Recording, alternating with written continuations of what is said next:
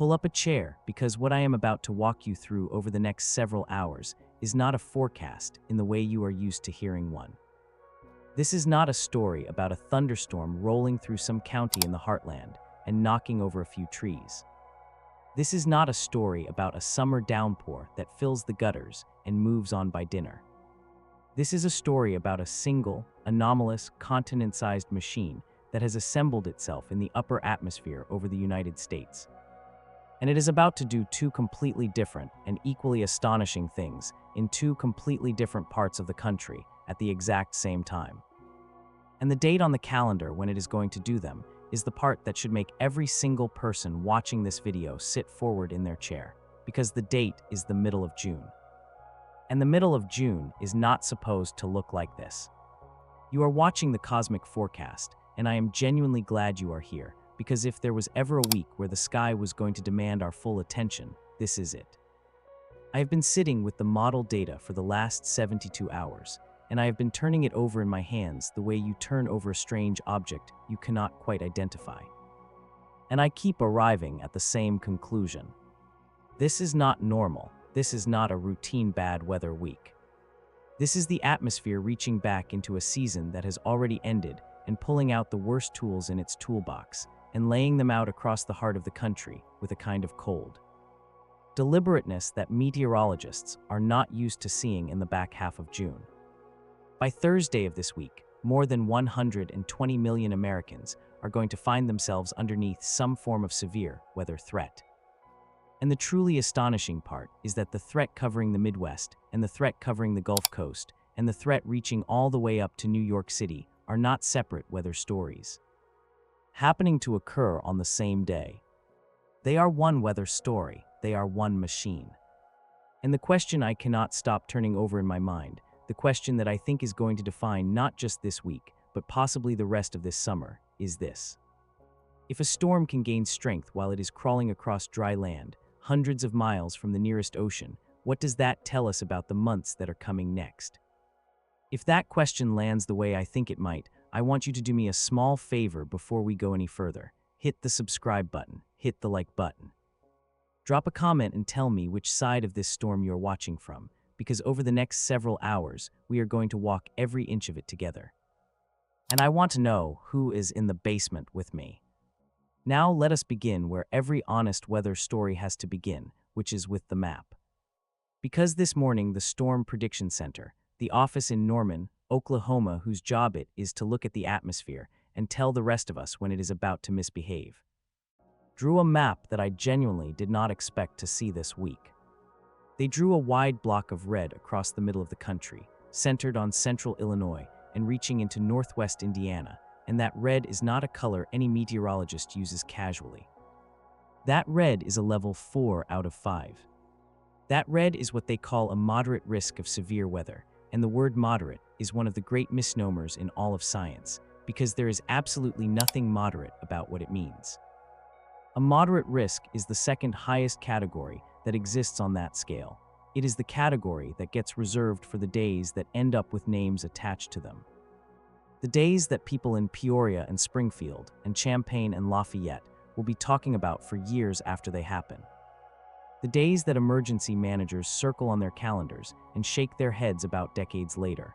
And the thing that should stop you absolutely cold is not just the fact that this map exists.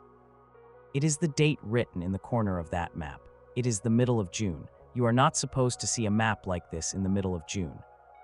By the back half of June, the great atmospheric engine that drives these violent severe weather outbreaks has typically pulled itself northward into Canada. The jet stream has lifted away. The cold air that fueled all those April and May battles has retreated, and the weather across the American heartland settles into something lazy and humid and slow. The kind of afternoon where a thunderstorm pops up out of nowhere, dumps an inch of rain on one county, and falls apart by suppertime. That is the June we expect. That is the June the calendar promises us. That is the June that 99 summers out of 100 actually deliver, and that is not the June that is about to happen. Instead, the atmosphere has done something genuinely strange this week. It has reached back into the wrong season entirely and pulled out a setup that belongs unmistakably to April. A setup so far outside the statistical range of what is supposed to be possible this time of year that the forecasters describe it using a phrase they almost never reach for. They say it only happens once every few years. So this is where we begin today, with a single question that is going to thread itself underneath every part of this video, every map we look at, every model run we walk through, every city we name. Why is the sky over America about to behave like the worst of spring, weeks after spring is supposed to be finished? Because the answer is not one storm. The answer is one enormous anomalous machine sitting in the upper atmosphere. And that machine is about to do two completely different things at the same time in two completely different parts of the country. And the fact that both of those things trace back to the exact same source is the part that almost no one in the mainstream coverage is talking about yet. On one side of the country, that machine is going to try to spin up a violent tornado outbreak across the Midwest tomorrow.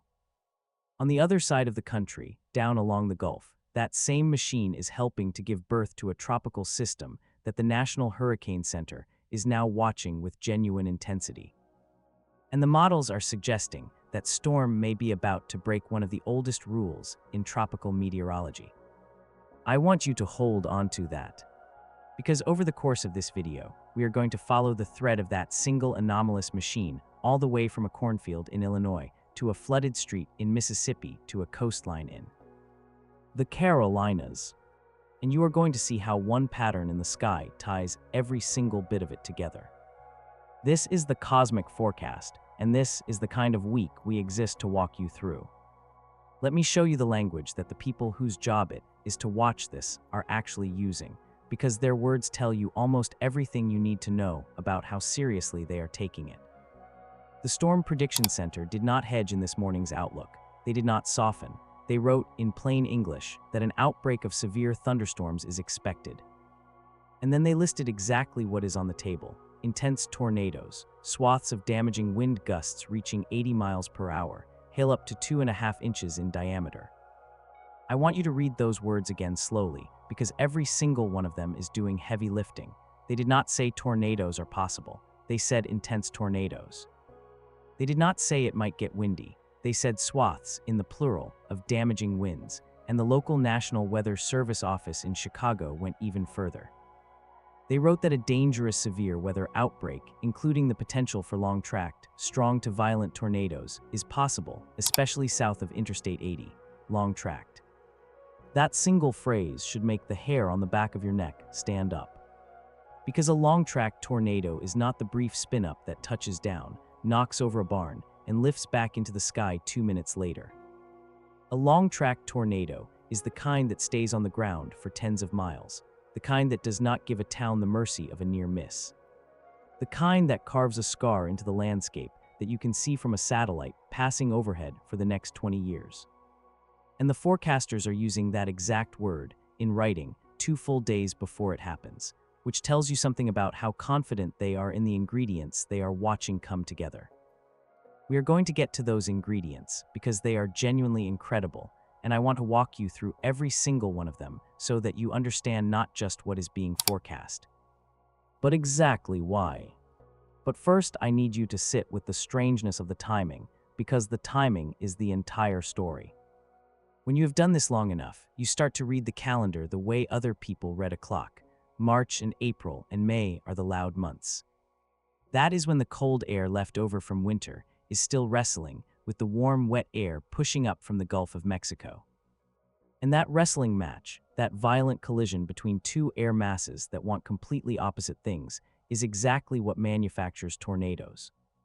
By the time you get to late June, one side of that fight has usually won. The cold air has retreated all the way back to Canada. The wrestling match is over.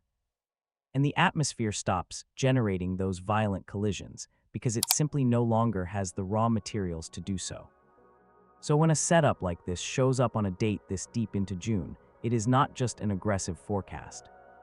It is the atmosphere doing something that, statistically speaking, it is almost not supposed to be able to do this late in the year. And that, more than anything else, is the part that has the entire forecasting community leaning forward in their chairs this morning. There was a video we put together earlier this month, back on the 10th of June, where we looked at the long-range pattern and said the final 2 weeks of June were going to turn unusually active. That something was building underneath the radar that most of the country was not ready for. A lot of you in the comments were skeptical, and I do not blame you, because June is supposed to be the slow season. June is supposed to be the month when severe weather coverage on this channel slows down and we shift our attention back to the sun and to space weather and to the longer rhythms. And yet here we are. This is that forecast arriving on the doorstep, and it arrived meaner than even that long-range guidance suggested it would. So if you've been following along with us, this is not coming out of nowhere for you. You watched the fuse get lit 2 weeks ago. Now we are watching it burn down. And there is one more piece of context that makes tomorrow even more sobering than it already is. Only about a week ago, this same region, this same stretch of the Midwest, took a direct hit from a severe weather event that produced multiple large tornadoes. The ground there is still raw. People are still cleaning up. Insurance adjusters are still walking through driveways. And the forecasters are now saying, in writing, that tomorrow's setup is more favorable for tornadoes than the one that already did the damage a week ago. Think very carefully about what that sentence means. The bar was already high. The atmosphere is about to clear it with room to spare. When a meteorologist tells you that the environment is more favorable than the one that just spawned multiple tornadoes in the exact same region only days earlier, they are not trying to scare you. They are trying to get you to take a plan seriously before the sirens start sounding, because by the time the siren sounds, the time to make a plan is already gone. I want to be very clear about something before we go any further, because nuance matters on a channel like the Cosmic Forecast, and I never want to oversell a forecast. June is not incapable of producing severe weather. Thunderstorms are a near-daily feature of a Midwestern summer, and even the occasional June tornado is not unheard of.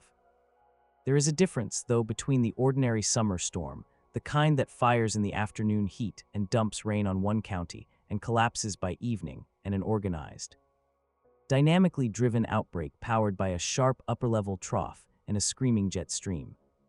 The first is the background noise of summer. The second is a creature of spring. And what makes tomorrow so genuinely notable is that the calendar says summer, while the atmosphere itself has built something that belongs unmistakably to the violent middle of spring. That mismatch is precisely what makes this event so dangerous, because danger and complacency are a deadly pairing in weather. In April, people across the Midwest are primed and alert. They watch the sky, they know it is tornado season, they have their radios charged, they have their basements cleared out. By the middle of June, that vigilance has relaxed, the mental guard is down. Graduations and ball games and family vacations and long quiet evenings in the backyard are what June is for. June is not for tornado drills.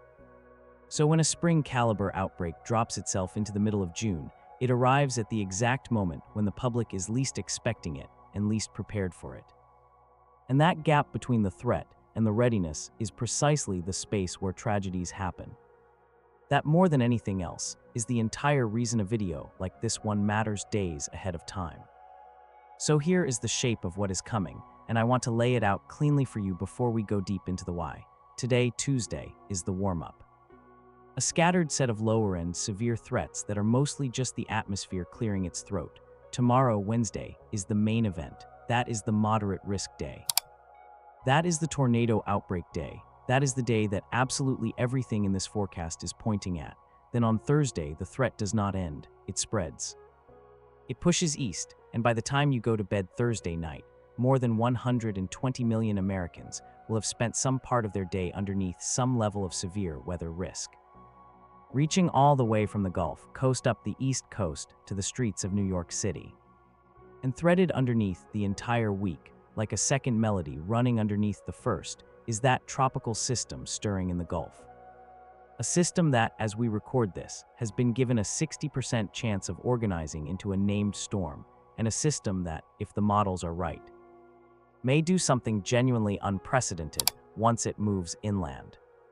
All of it, the tornadoes, the tropical storm, the historic rainfall, the 120 million people under threat, the week-long pattern that refuses to break down. All of it is being conducted by the same hand, and by the time we reach the end of this video together, you are going to see exactly how. For right now, I just want you to hold this single picture in your mind, a red box drawn on a map in the middle of June, sitting over a part of the country that just got hit a week ago. Drawn by forecasters who chose the word intense and the word violent on purpose. That is not normal. That is the opposite of normal. And the reason it is happening is sitting roughly 35,000 feet above your head, in a river of wind that should absolutely not be where it is right now. So let me take you up there, into the engine room of this entire event, because once you understand what is happening at the very top of the atmosphere, every single thing that happens at the surface tomorrow is going to make a terrible kind of sense. To genuinely understand why tomorrow is going to be so dangerous, you have to stop looking at the ground and start looking up, way, way up, to a layer of the atmosphere that most people on this planet never spend a single second thinking about. Roughly 18,000 feet above your head, roughly halfway up through the entire weight of the atmosphere, there is a pressure level that meteorologists refer to as 500 millibars. It is the level that we use to read the true personality of a weather pattern, because that is the level where you find the steering currents. The rivers of fast-moving air that push storm systems around the surface of the planet, the way a stream pushes leaves on its surface. And this morning, on the map at 500 millibars over the United States, what we are looking at frankly resembles something pulled out of the middle of March, not the middle of June. Here is the single number that matters more than any other number in this entire forecast, and I want you to really feel the weight of it, because once you internalize this one statistic, the rest of the week falls into place. The heights at that 500 millibar level over the storm are running 3 to 4 standard deviations below normal for the middle of June. Now, if the phrase standard deviation makes your eyes glaze over, let me translate it into something you can hold in your hand. In statistics, almost everything that ever happens in a normal distribution falls within 2 standard deviations of the average. That covers something like 95% of all cases in nature. When you get out to 3 standard deviations, you are talking about events that happen less than 1% of the time. 4 standard deviations is rarer still. The kind of statistical outlier that you might see a handful of times in your entire lifetime. So when the atmosphere is running 3 to 4 standard deviations away from where it is supposed to be for the middle of June, the sky is not just having a slightly unusual day. The sky is doing something that, by the actual numbers, it is almost not allowed to do this time of year. What that anomaly actually represents, in plain physical terms that you can picture, is a trough. A massive southward plunge of the jet stream digging out of Canada and reaching across the northern United States. Picture the jet stream as a ribbon of fast-moving wind circling the entire planet. Most of the time in summer, that ribbon is pulled taut and lifted northward toward the pole, well to the north of the lower 48 states, but every so often, the ribbon buckles. A huge piece of it dives south, dragging cold, fast air down out of Canada and into the middle of the country. That buckle is what we call the trough. It is a winter and springtime feature by character.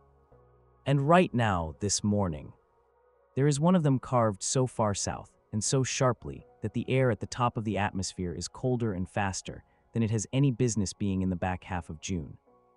Here is where it gets serious. As that trough swings eastward over the next 36 hours, it is going to spin up a low-pressure system at the surface. And the forecasters are watching that surface low with something that genuinely approaches disbelief. Because the guidance is suggesting that it could approach an all-time record low barometric pressure for the entire month of June over the upper Midwest, I want to make absolutely sure that lands. Not a record for the week, not a record for the day, a possible record low pressure for the entire month of June, period, in records that go back over a century. The strength of a storm system is written in how low its central pressure drops, the same way the strength of an engine is written in how hard it can pull. The lower the number, the more violently the air around it has to rush inward to fill the void, and the more energy the whole system can wring out of the atmosphere as it does so. A June storm that is flirting with an all-time pressure record is a June storm behaving like a powerful cold season cyclone. And that, friends, is exactly the kind of engine that manufactures tornado outbreaks. Now watch how that engine connects to the weapon. Because this is the part of the explanation that turns a number on a chart into a threat on the ground, in a real place where real people live. That fast air at 500 millibars is going to translate into a jet stream core, what we call a jet streak, of 60 to 80 knots of wind screaming across the Midwest tomorrow.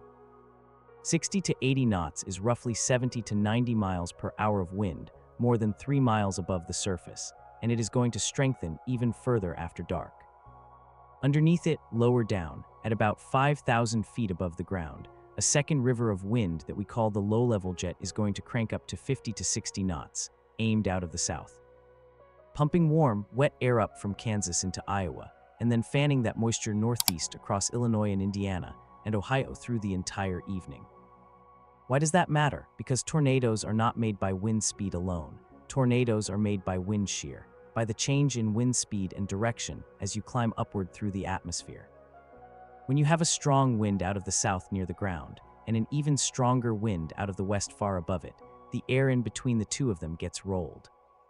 Exactly like a pencil rolling between the palms of your hands into horizontal tubes of spinning air. And when a thunderstorm's updraft, its column of warm rising air, sucks one of those spinning tubes upward and tilts it vertical, you have the seed of a rotating storm. You have what we call a supercell. And a supercell is the single species of thunderstorm that produces almost every violent tornado that has ever been recorded in the history of the United States.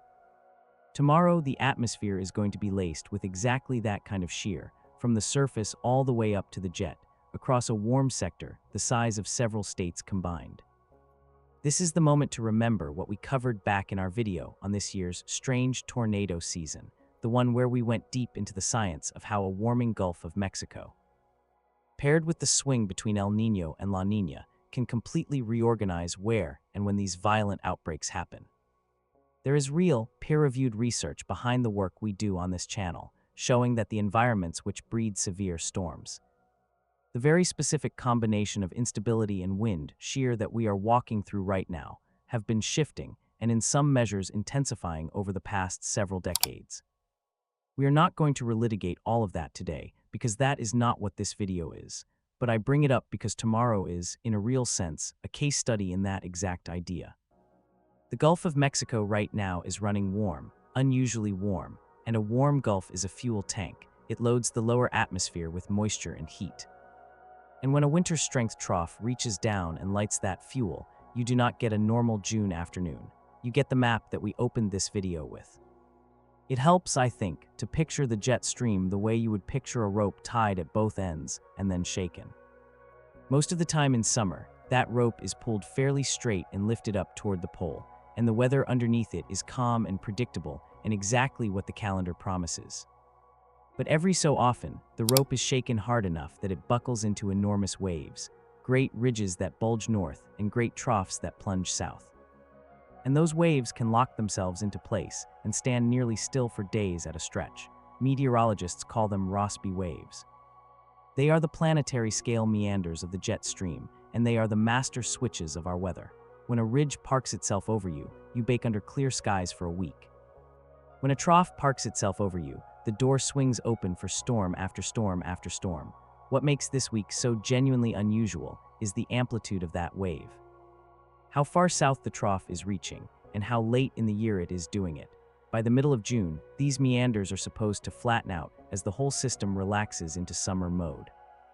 Instead, the rope has been shaken into a sharp, deep trough and then locked into place, and the atmosphere is pouring all of its cold, fast springtime energy through that one buckled section of the country.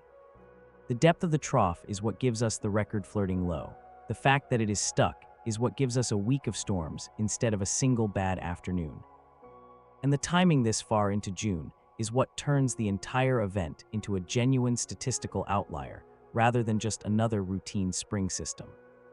So let me put the engine back together for you, piece by piece, because every part is now in place, and you should be able to see the whole machine. You have a trough running 3 to 4 standard deviations beyond normal, a statistical freak for mid-June. You have a surface low that may set an all-time June pressure record. You have a jet streak of 60 to 80 knots aloft, and a low-level jet of 50 to 60 knots below, crossing each other to manufacture shear. And you have a warm, wet Gulf air mass surging northward to provide the fuel and the instability. Each one of those four ingredients alone would get a forecaster's full attention. All of them stacked together in the same place on the same afternoon in the middle of June is precisely why the word outbreak is being used in writing 2 days in advance. But I have only shown you half of the recipe so far. Shear is what makes a storm spin. Shear is not, by itself, what makes a storm explode upward with enough violence to put a tornado on the ground and keep it there for tens of miles. For that, you need the other ingredient. The one that comes up from below rather than down from above. And tomorrow, that ingredient is going to be loaded into the atmosphere over the Midwest in quantities that, just like everything else about this setup, do not belong on the calendar in the middle of June.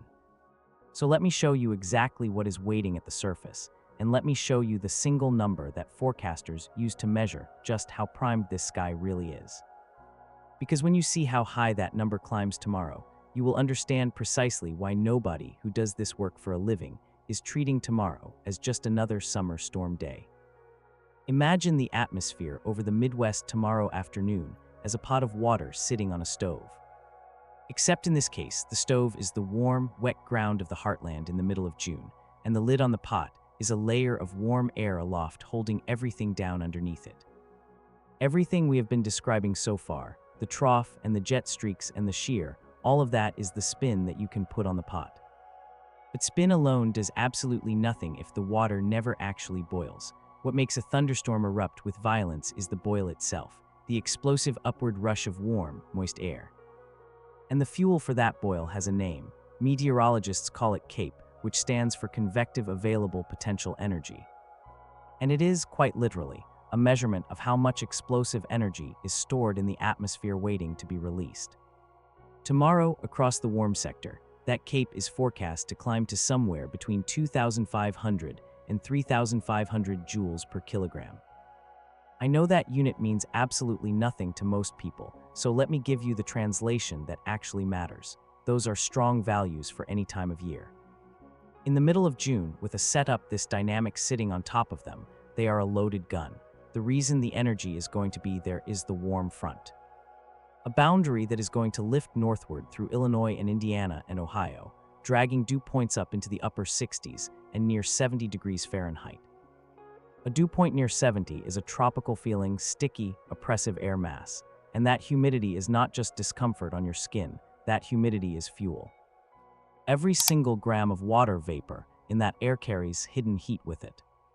And when that water vapor gets lifted upward and condenses inside a thunderstorm, that heat gets released and it drives the updraft harder. Exactly the same way that throwing gasoline on a fire makes the flames leap upward. So now put the two halves of the recipe together, the spin from above and the boil from below. And you get the most dangerous machine that the atmosphere is capable of producing on the surface of the planet Earth. You get a supercell. Here is how it actually happens, step by step, because I think when you understand the mechanism, the forecast stops being abstract and starts being real. The sun heats the ground. The warm, humid air at the surface rises upward. It punches up through that warm lid until it finally breaks free and explodes upward into a towering thunderstorm. As that updraft rockets skyward, it runs directly into all of the shear we talked about in the last section, the wind changing speed and direction with height. That shear tilts the rising column of air over and sets it spinning, and now you do not just have a thunderstorm, you have a rotating thunderstorm. A storm with a spinning core that meteorologists refer to as a mesocyclone, and that rotation, that mesocyclone, is the parent of the tornado. Not every supercell drops a tornado. But almost every single violent tornado in the historical record came out of a supercell, and tomorrow afternoon, the atmosphere over the Midwest is going to be building them across an enormous area.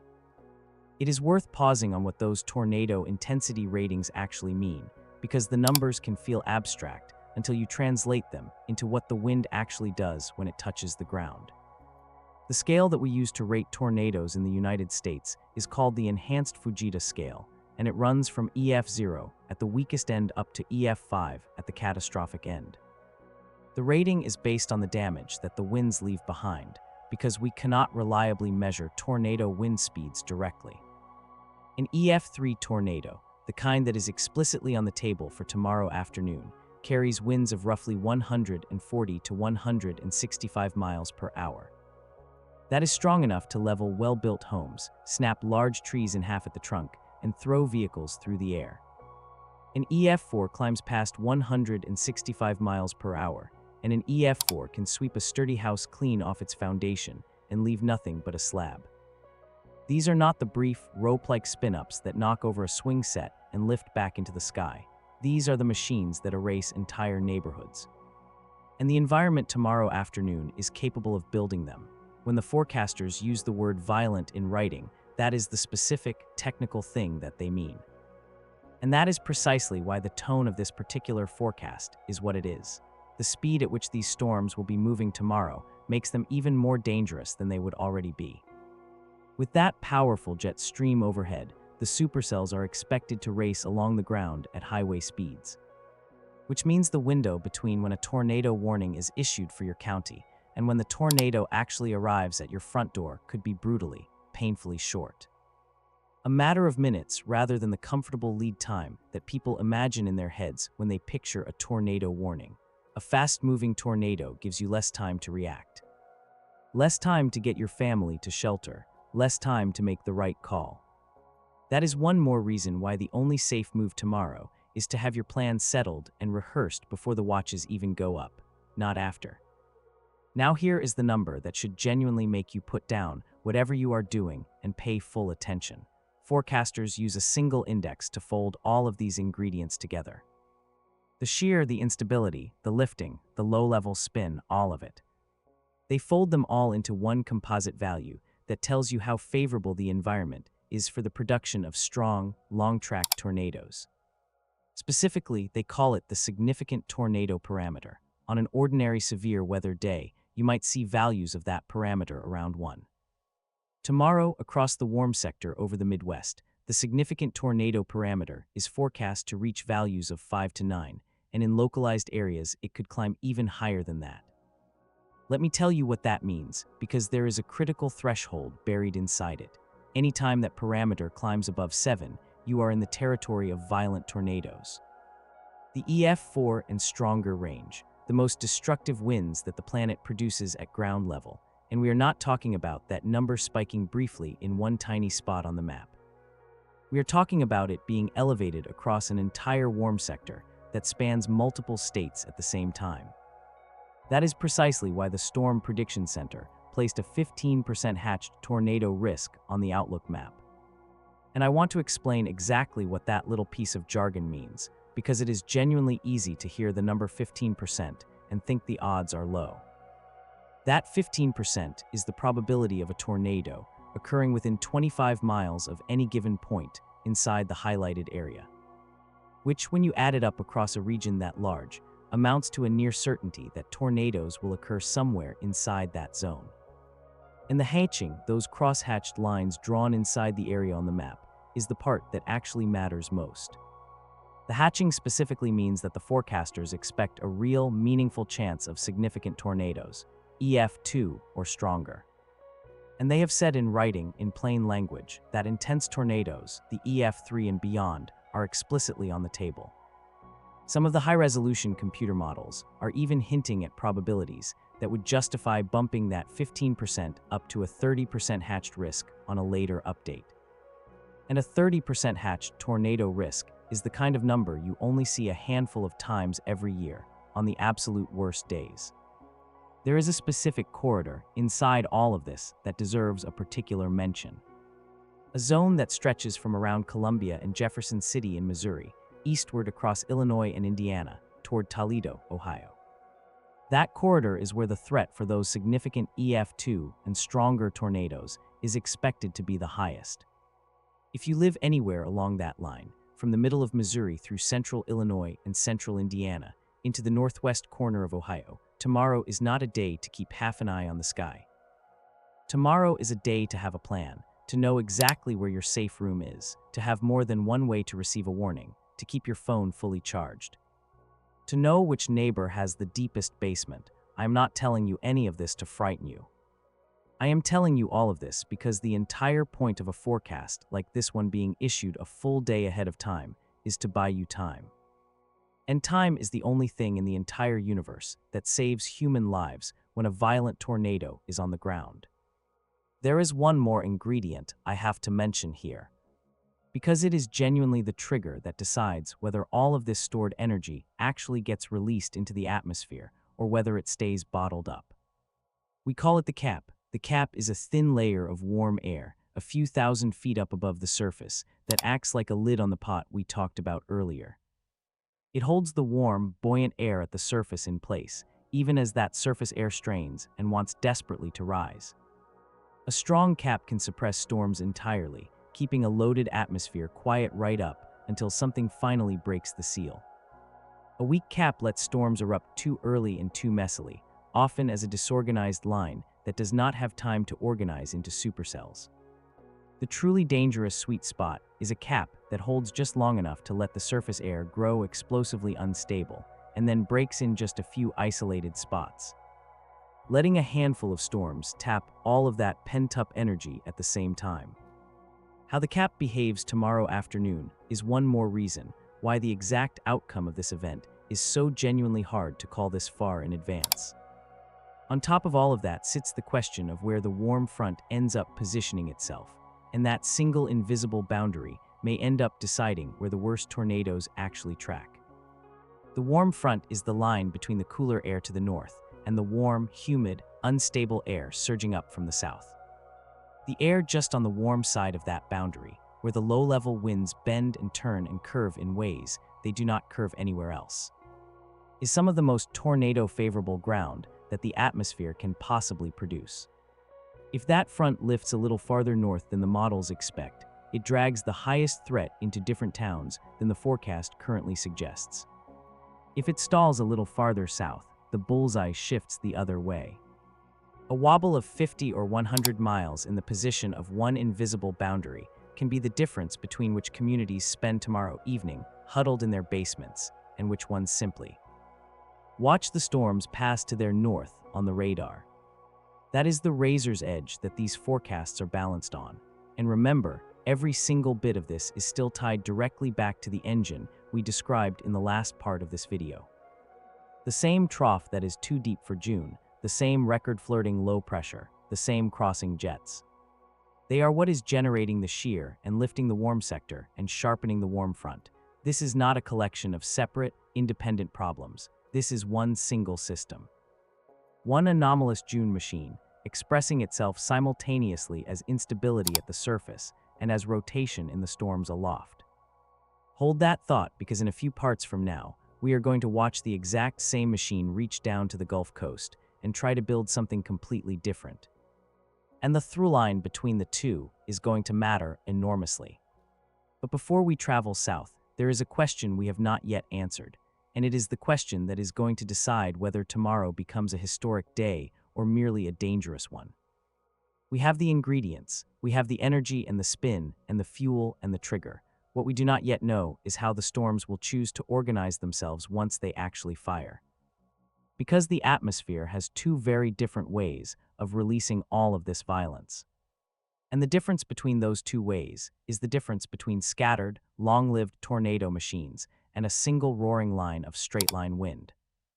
So let me take you into the hours of tomorrow afternoon and evening, hour by hour, and let me show you the single variable that even the best forecasters on the planet cannot yet pin down. The clock is going to matter tomorrow, almost more than anything else.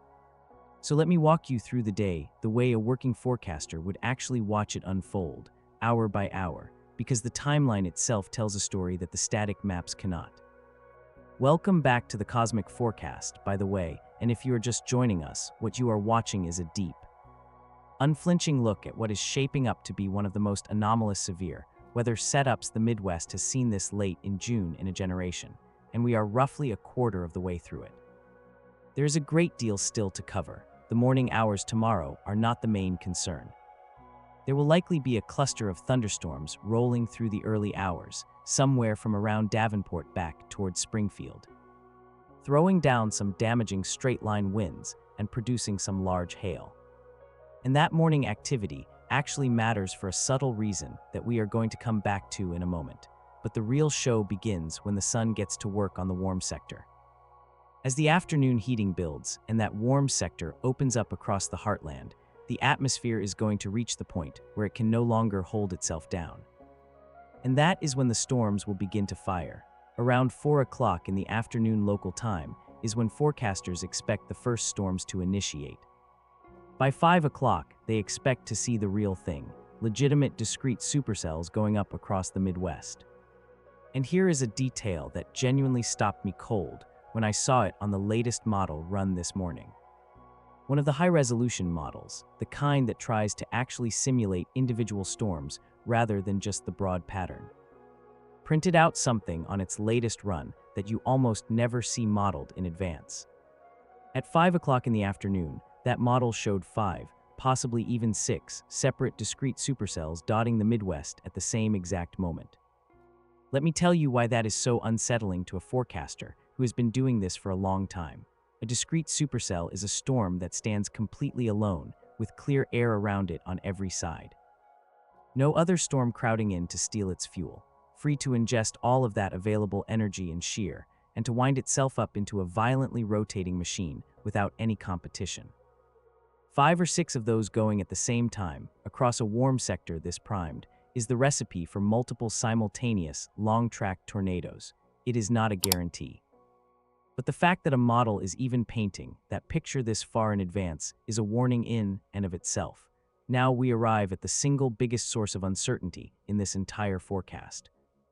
The one variable that even the sharpest forecasters in the country will openly admit they cannot fully resolve until it is actually happening in real time. And it comes down to a question that we call storm mode.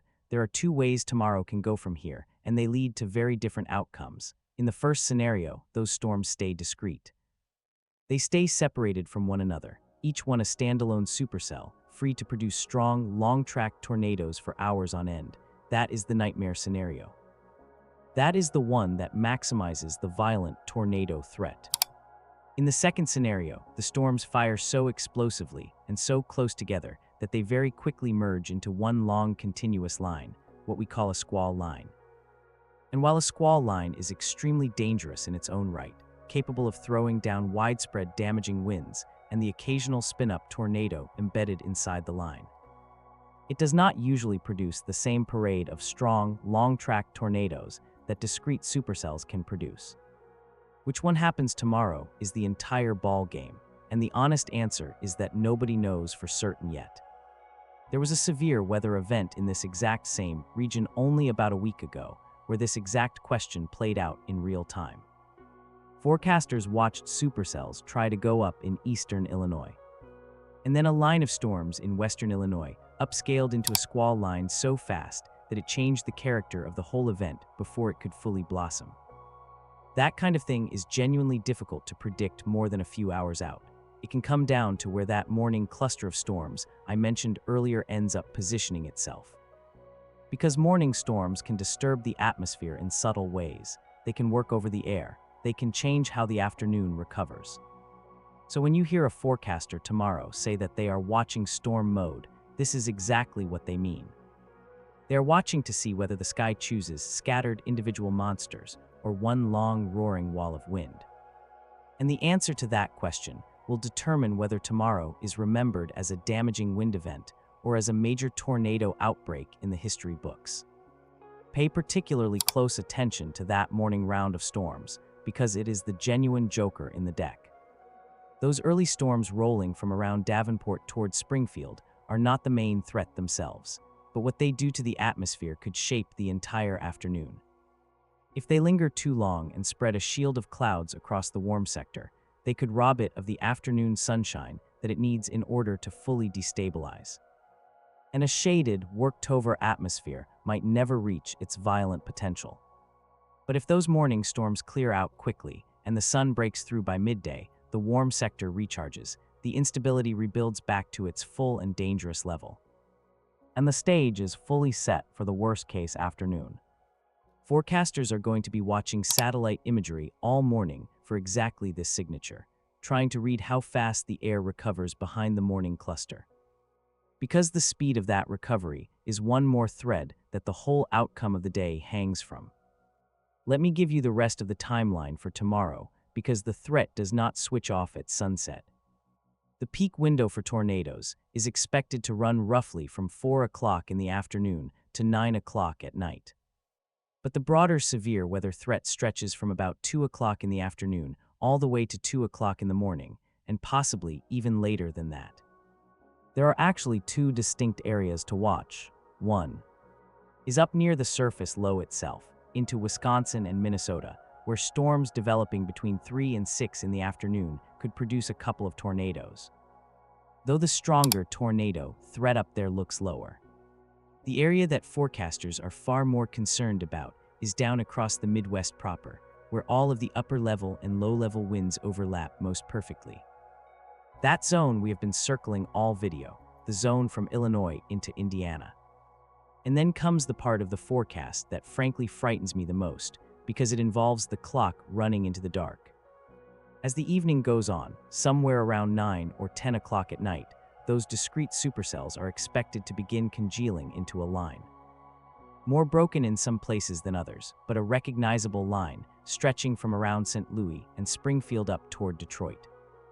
That line is going to keep producing damaging winds and embedded tornadoes, and it is going to do all of that after dark, possibly holding together until it reaches around Lexington, Kentucky, well after 1 o'clock in the morning.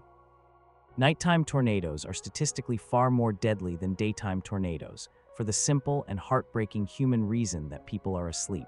They do not see the sky. They do not get the warning on their phone. They do not wake up in time.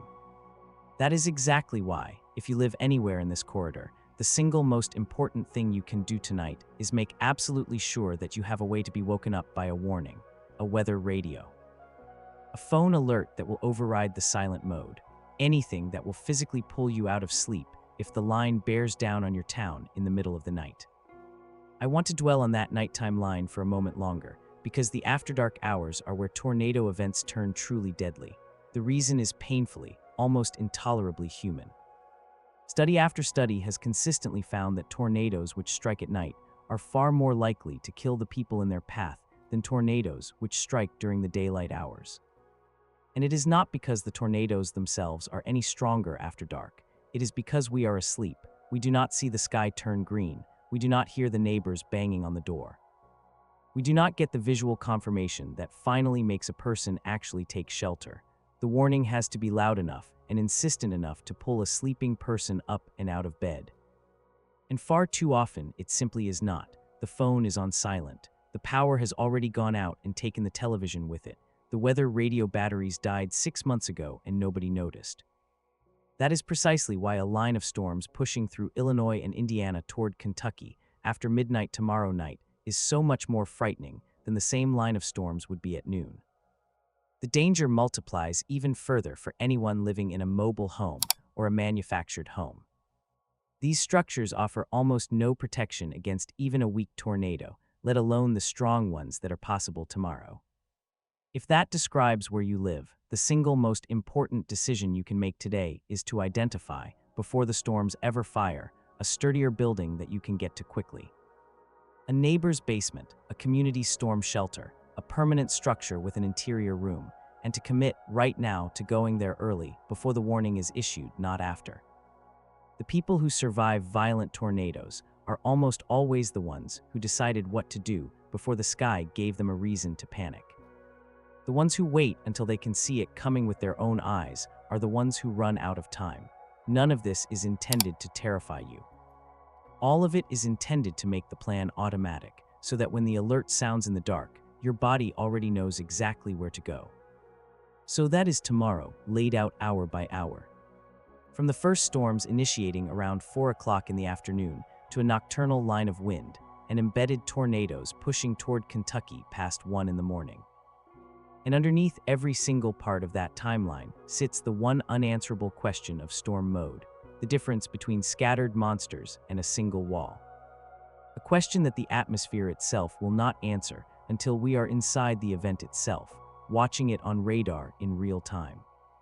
I have been talking about this threat in terms of jet streaks and parameters and storm modes for a while now, and I do not want to lose the most important part, which is that all of these lines on a map cross directly over real places, real towns, real people who are going to spend tomorrow watching the sky and hoping the worst passes them by.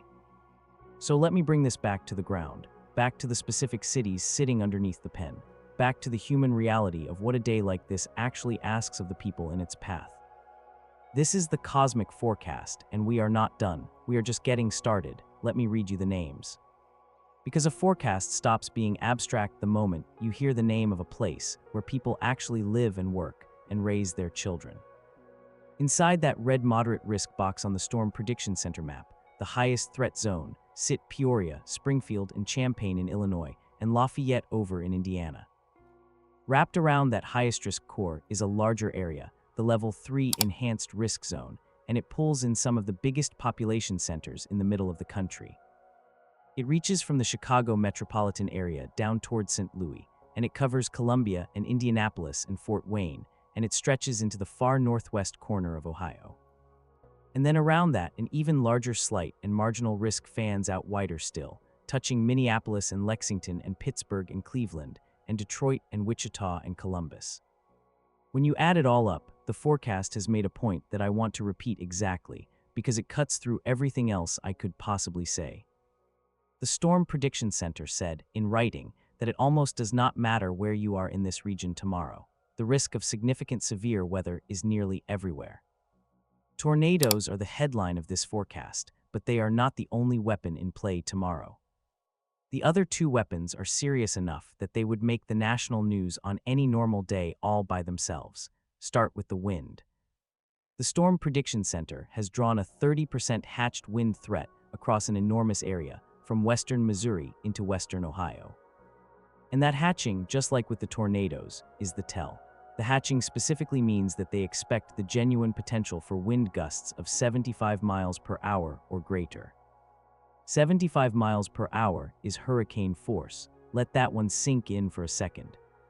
Even in the places that never see a tornado at all tomorrow, the straight-line winds alone could reach the strength of a Category 1 hurricane, the kind of wind that snaps power poles in half. That peels roofs off houses. That turns loose patio furniture and trash cans into airborne projectiles. Forecasters specifically called out the potential for gusts up to 80 miles per hour, and noted that an even higher wind probability had been on an earlier outlook and could well be added back in if the model trends continue. Then there is the hail, and tomorrow's hail threat is genuinely the stuff of nightmares for anyone who owns a car or a roof or a glass window. There is a 30% hatched hail threat.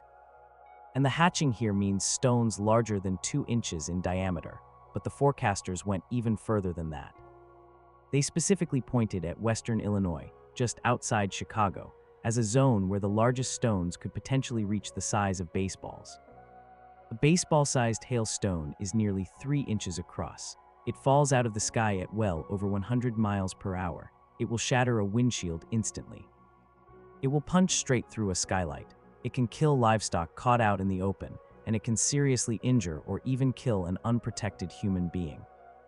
So when I tell you to protect your vehicle tomorrow, to get it under cover if you possibly can, I am not offering you a helpful household tip. I am telling you that the sky over parts of Illinois tomorrow may genuinely rain down ice the size of fists. I want to take a breath here and talk about what this actually means for an actual human being living in this zone. Because it is easy to get lost in the percentages and forget that this is a video about your afternoon. Your family, your town, your dog out in the backyard. If you live anywhere in that broad threat zone tomorrow, here is exactly what tomorrow asks of you. It asks you to know before lunchtime where your safe place is, the lowest, most interior room you can possibly get to, away from windows. It asks you to have more than one way to get a warning, because the power might go out and a single source can fail. It asks you to keep your phone charged and your shoes by the door. It asks you, if a warning is issued for your area, to act on the first warning and not wait around to see the sky for yourself. Because with storms moving as fast as the ones tomorrow will be moving, the gap between the warning and the wind could be only a few minutes. None of that is panic. All of that is just preparation. And preparation is the entire reason that a forecast exists a day in advance. Welcome back, by the way, to the Cosmic Forecast.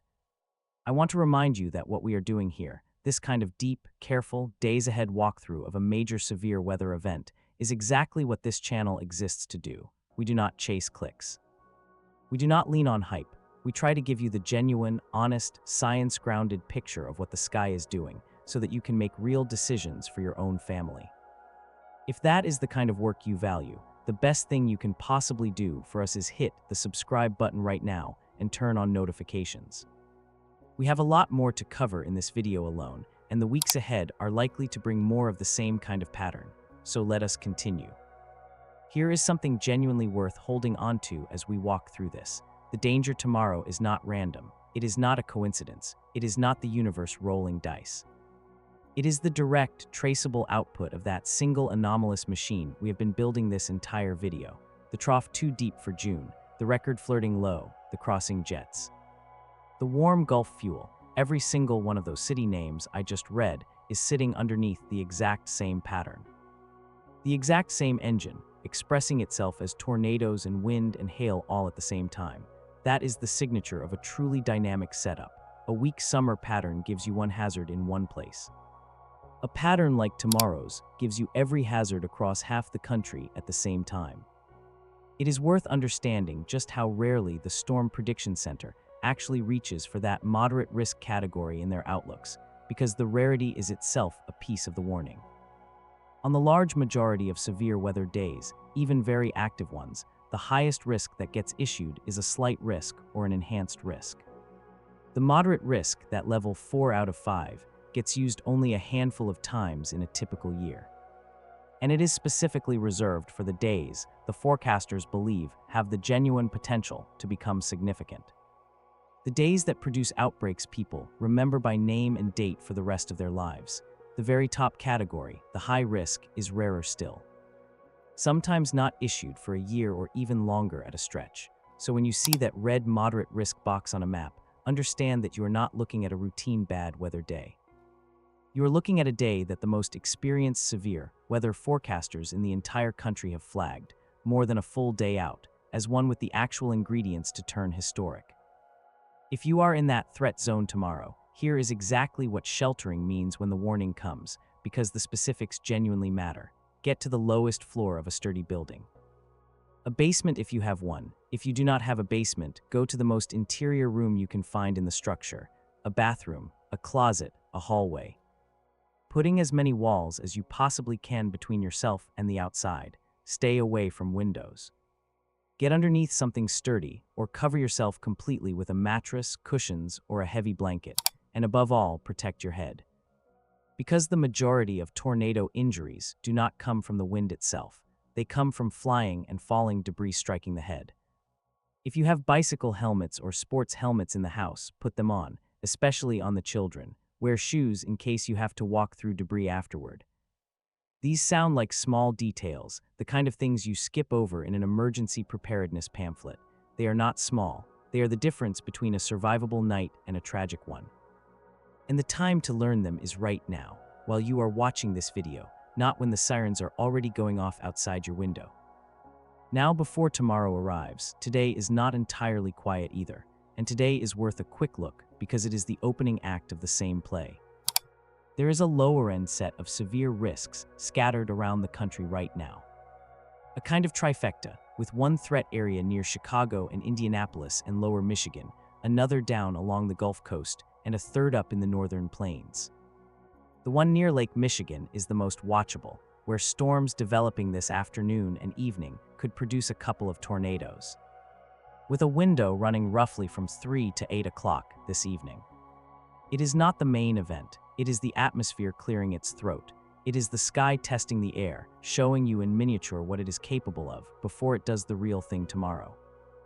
If you happen to see storms fire near the lakeshore this evening, understand them for exactly what they are. They are the warning shot, so we have now walked the entire length of the primary threat. From the engine at 35,000 feet down to the names of the towns in its path, and the specific ice and wind that the sky is going to throw at them. But remember what I promised you at the very beginning of this video. This same machine is doing two completely different things at once, and we have only looked at one of them so far. While the Midwest is bracing for a violent tornado outbreak tomorrow afternoon, something is stirring far to the south, down over the warm water of the Gulf of Mexico. And almost nobody in the mainstream coverage is watching it yet because all of the attention is fixed on the red box over the Midwest. That is a mistake. Because the thing taking shape on the Gulf is, in some genuine ways, even stranger than a June tornado outbreak. It is a storm that may be about to break a rule that meteorologists have treated as nearly unbreakable for as long as there has been a science of hurricanes. So let me take you south. While every camera and every eye is fixed on that red box over Illinois, a second drama is quietly unfolding 900 miles to the south, and it begins with a humble label. The National Hurricane Center is currently tracking a broad area of showers and thunderstorms over South Texas and the Northwest Gulf, and they have given it the designation Invest 90. That word, invest, simply means a system under investigation. It is an area the forecasters have flagged as worth watching closely for potential development. If you looked at it on satellite imagery right now, this very moment, you would not see a tidy, spinning storm with a defined eye. You would see a sprawling, disorganized blob of moisture and thunderstorms, with only the faintest hint of a low-level circulation trying to get its act together. That is, however, exactly what a tropical system looks like in the hours and days before it decides whether or not it is going to become something serious, and it is making that decision right now. As of this morning's update from the National Hurricane Center, Invest 90L was given a 60% chance of developing into a tropical system over the next couple of days. And forecasters tracking it closely expect that number to climb, with some already pointing towards 70% in the next update cycle. If it does organize successfully, it will earn the first name on this year's Atlantic hurricane list. It becomes Tropical Storm Arthur. The window for that to happen is short and soon. Most likely within the next 24 to 48 hours, as the center of the system drifts out over the warmer open water just off the coast of Texas and Mexico, where the ocean can begin to actually feed it. Before we go any further, it is worth pausing on what it even means for a storm to earn a name in the first place, because the naming process is not just bureaucratic housekeeping. A system gets a name, in this case Arthur, the first name on this year's Atlantic list. Once it organizes into a tropical storm with a closed surface circulation and sustained winds of at least 39 miles per hour. The name itself is essentially a threshold, a line that the storm crosses from being a disorganized blob into being a recognized, cataloged entity in the historical record. But here is the part that people consistently miss when they hear about a storm getting named. The name itself has almost nothing to do with how much damage a system actually does. Some of the most destructive flood events in the entire history of the United States came from systems that were barely named, or that were not named at all. Weak-looking storms that simply sat over one place and rained for days on end. So as you hear the question of whether this becomes Tropical Storm Arthur, please keep that fact in perspective. The label is for the record books, the rain is for the people underneath it. What makes this system worth your full attention, regardless of what the National Hurricane Center ultimately chooses to call it, is everything else. The development odds, 60% climbing towards 70, tell you that the forecasters think organization is likely. But the impacts, the flooding, the tornado threat in the northeastern quadrant of the storm, and the genuine possibility that this thing strengthens over land, all of those are firmly in play.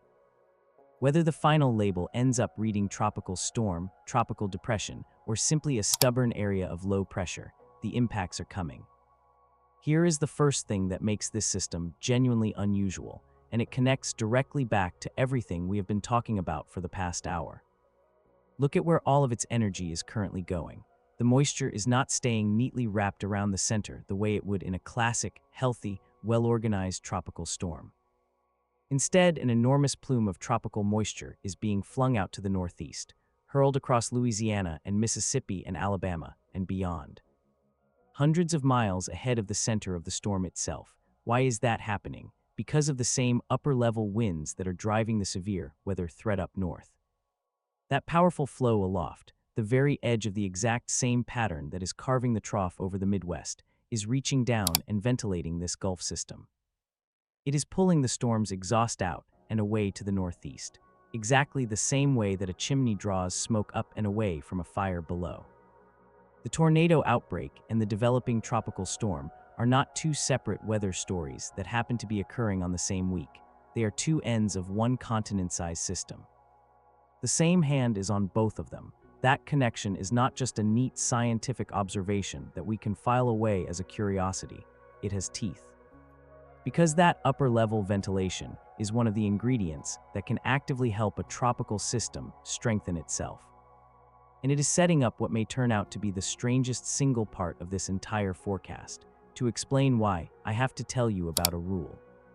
One of the very first rules you learn when you start studying tropical systems. The rule is this: tropical storms and hurricanes live and die by warm ocean water. A hurricane at its absolute core is a heat engine. It draws its power directly from the warmth of the sea surface, converting ocean heat into the wind and rain that defines the storm.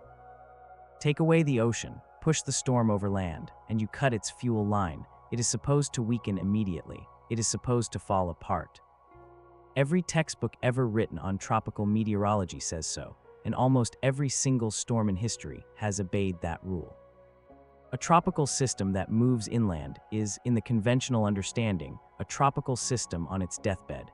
That is the rule. And the models this week are suggesting that this particular system may be about to break it.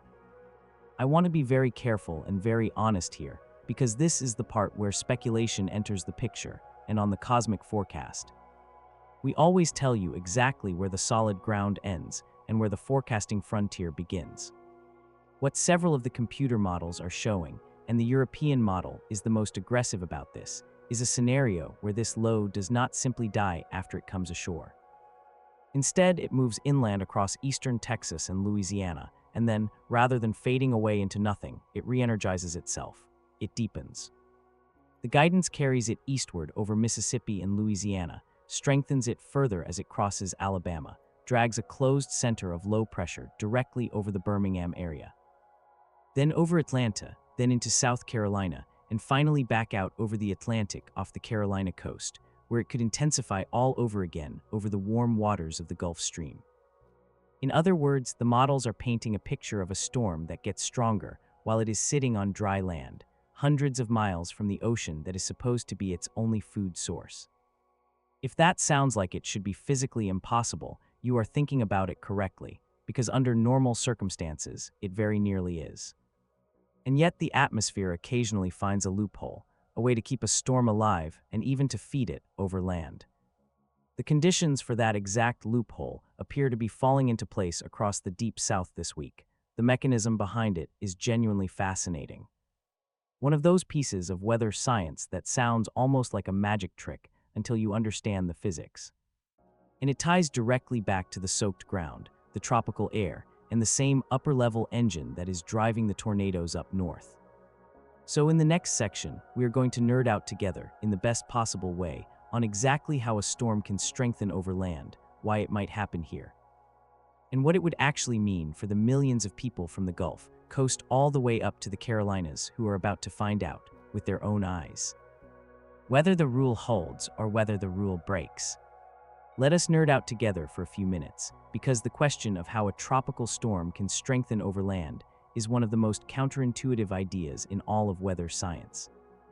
Once you actually see the mechanism, you will never look at an inland tropical system the same way again. This is the cosmic forecast, and this is exactly the kind of frontier science that I genuinely love walking through with you. Because it is the place where the textbook starts to get edited in real time by the atmosphere itself. Start with what is happening at the very top of this system, tens of thousands of feet up. Remember that powerful upper-level flow we keep coming back to. The same flow that is driving the tornado threat in the Midwest. Over the Gulf system, that flow is doing something very specific. It is spreading apart. Fanning outward in what meteorologists call divergence aloft. Picture the air at the top of the storm being radiated outward in every direction, evacuated, pushed away faster than it can be replaced from below. Now think about what that does to everything underneath it. When you remove air from the top of a column, you lower the pressure underneath.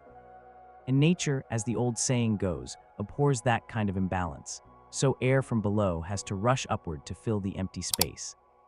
That rising air is the lifeblood of any storm, because rising air cools, condenses, and builds thunderstorms.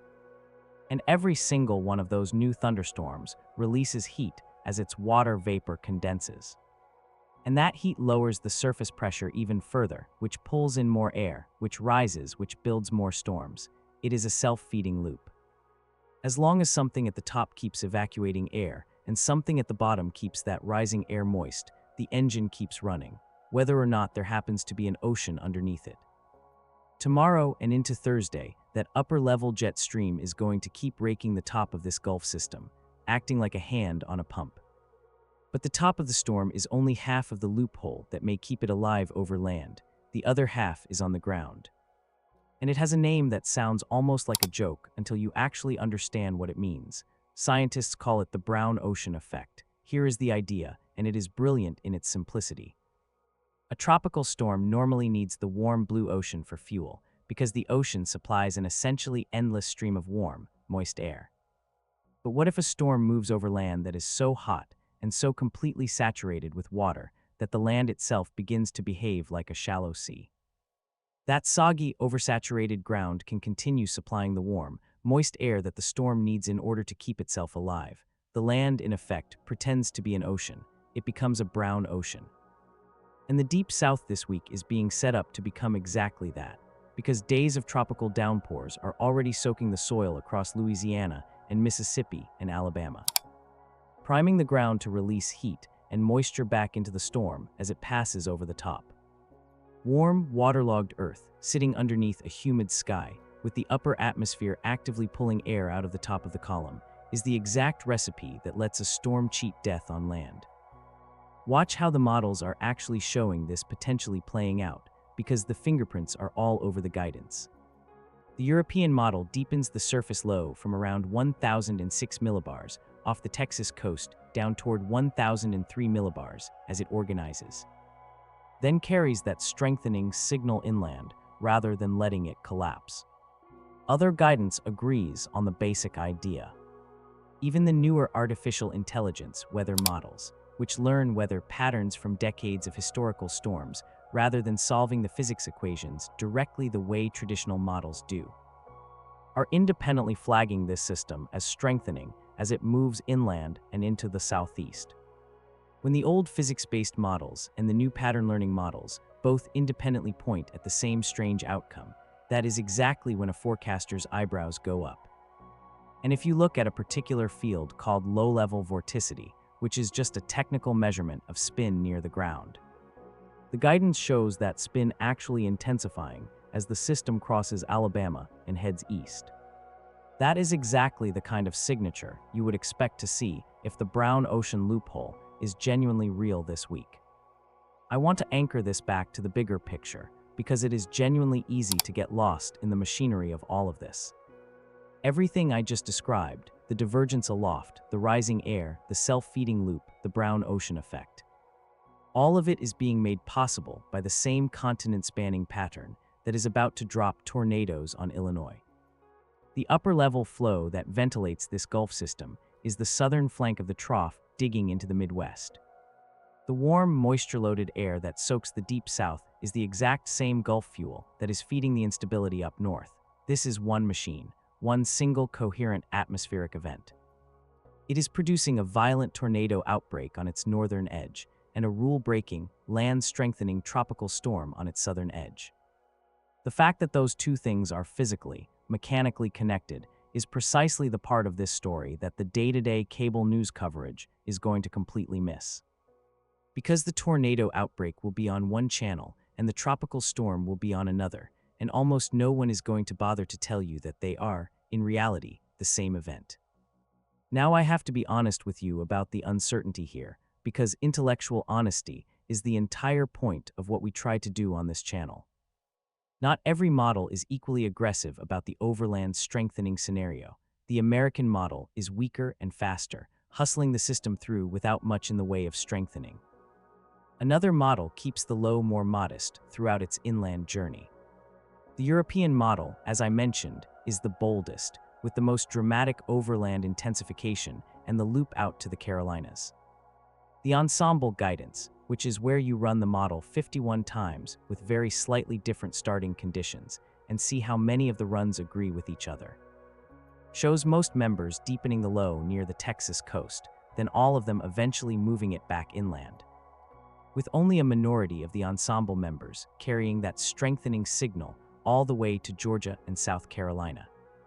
So the overland strengthening scenario is a real, physically grounded possibility supported by genuine atmospheric mechanisms, but it is not yet a certainty. It is the wild card in the deck. The reason it matters so much, even with that uncertainty, is that whether or not this storm strengthens over land changes absolutely everything about what it does to the millions of people in its path. Starting with the single most dangerous thing it is already guaranteed to do, regardless of whether it ever earns the name Arthur, it is going to rain. And it is going to rain in amounts that the word heavy does not even begin to capture. Part 8, the catastrophic rain. If you take away exactly one thing from the southern half of this story, let it be this. Whether or not this system ever becomes Tropical Storm Arthur, whether or not it strengthens over land, whether it ends up with a name attached or remains a nameless low-pressure system in the official record, the rain is coming. And the rain is the part of this entire week that is most likely to actually cost human lives. Forget the name on the storm for a moment. Names are for headlines and history books. Water is for funerals. The water that is about to fall across the Gulf Coast and the Deep South over the next several days is being described by the forecasters in language that they specifically reserve for genuine emergencies. Here are the numbers, and they are genuinely sobering.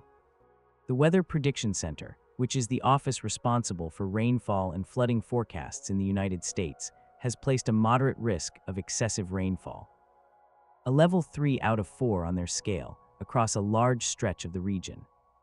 The expected totals are widespread 4 to 9 inches of rain over a broad area, with some specific locations easily exceeding that range, and in the worst-hit zone around Jackson, Mississippi. And southern Mississippi into Louisiana and Alabama, the guidance points toward totals approaching, and in some spots exceeding, a full foot of rain. One regional high-resolution model showed isolated areas picking up more than 12 inches over the course of the event. Forecasters used the word catastrophic in their discussion, and that is not a word that the National Weather Service throws around casually or lightly. A foot of rain falling in just a few days is the kind of total that turns creeks into rivers, turns rivers into lakes, and turns city streets into channels deep enough to float a car off the road. Look at exactly where the bullseye sits, because the geography is genuinely brutal. On Thursday, the highest flood threat lines up directly along the Interstate 20 corridor. A 40% chance of flash flooding within 25 miles of any given point, and that I-20 corridor runs straight through a string of major cities. Alexandria, Baton Rouge, Hattiesburg, Jackson, Montgomery, and Birmingham. Earlier in the stretch, the Texas coast takes the first blow, with Houston in line for around half a foot of rain. The precipitable water values over southeast Texas, which is a measure of how much total moisture is loaded into the column of air directly overhead, are running between 2.1 and 2.6 inches. Those are among the highest values ever recorded in that location for the middle of June. The atmosphere over Texas right now is holding nearly as much water as it is physically capable of holding, and every single drop of it is available to be wrung out over the next few days. Down near Corpus Christi, one specific waterway, Oso Creek, is already forecast for major flooding. That is the most serious flood category they have on that gauge. I want to talk for a moment about why flooding specifically deserves your absolute respect, because it is the hazard that people consistently and tragically underestimate. Flooding is, in most years, the single deadliest weather hazard in the United States, deadlier than tornadoes, deadlier than hurricane winds, deadlier than lightning. The reason is heartbreakingly simple. People do not believe that water can take them. They see a flooded road. They have driven through puddles on that same road their entire lives. They think they can make it through, but here is the physics. It takes only about a foot of moving water to float most vehicles right off the road. Once a car is floating, the driver is no longer in control of anything that matters. 2 feet of moving water will carry away almost any vehicle on the road, including trucks, including SUVs. More people die in their cars during floods than in almost any other circumstance, and nearly every single one of those deaths comes from the exact same decision. The choice to drive into water that looked shallower than it actually was. So if you are anywhere in the deep south this week and you come to a flooded road, I am asking you with everything I have. With the full weight of every meteorologist who has ever had to watch a community grieve, to turn your car around. The phrase the National Weather Service uses, the one they have been using for years, is turn around, do not drown. That phrase exists because the alternative happens, over and over again, every single year, in every single state that floods. It helps to understand why this kind of rain is so much more dangerous than an ordinary downpour, and it really comes down to the rate of the rainfall, not just the total. Forecasters tracking this system have measured rainfall rates exceeding 2 to 5 inches per hour in the heaviest individual cells. Think about exactly what that means in practice. The ground the storm drains, the creeks, all of the infrastructure that exists to carry water away, can only do their job so fast. When the rain falls faster than the land and the drains can carry the water away, the excess water has nowhere to go but up, rising into the streets and the underpasses and the low spots in a matter of minutes, not hours. That is flash flooding. And it is a completely different beast from the slow, predictable river flooding that creeps up over the course of days. Flash flooding arrives with terrifying speed, often in the dark, often well away from the river you would think to worry about. It can turn a dry road into a deadly current faster than a person can react.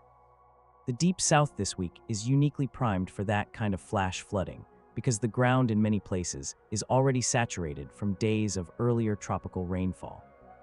Saturated ground is essentially a sponge that is already full to the brim.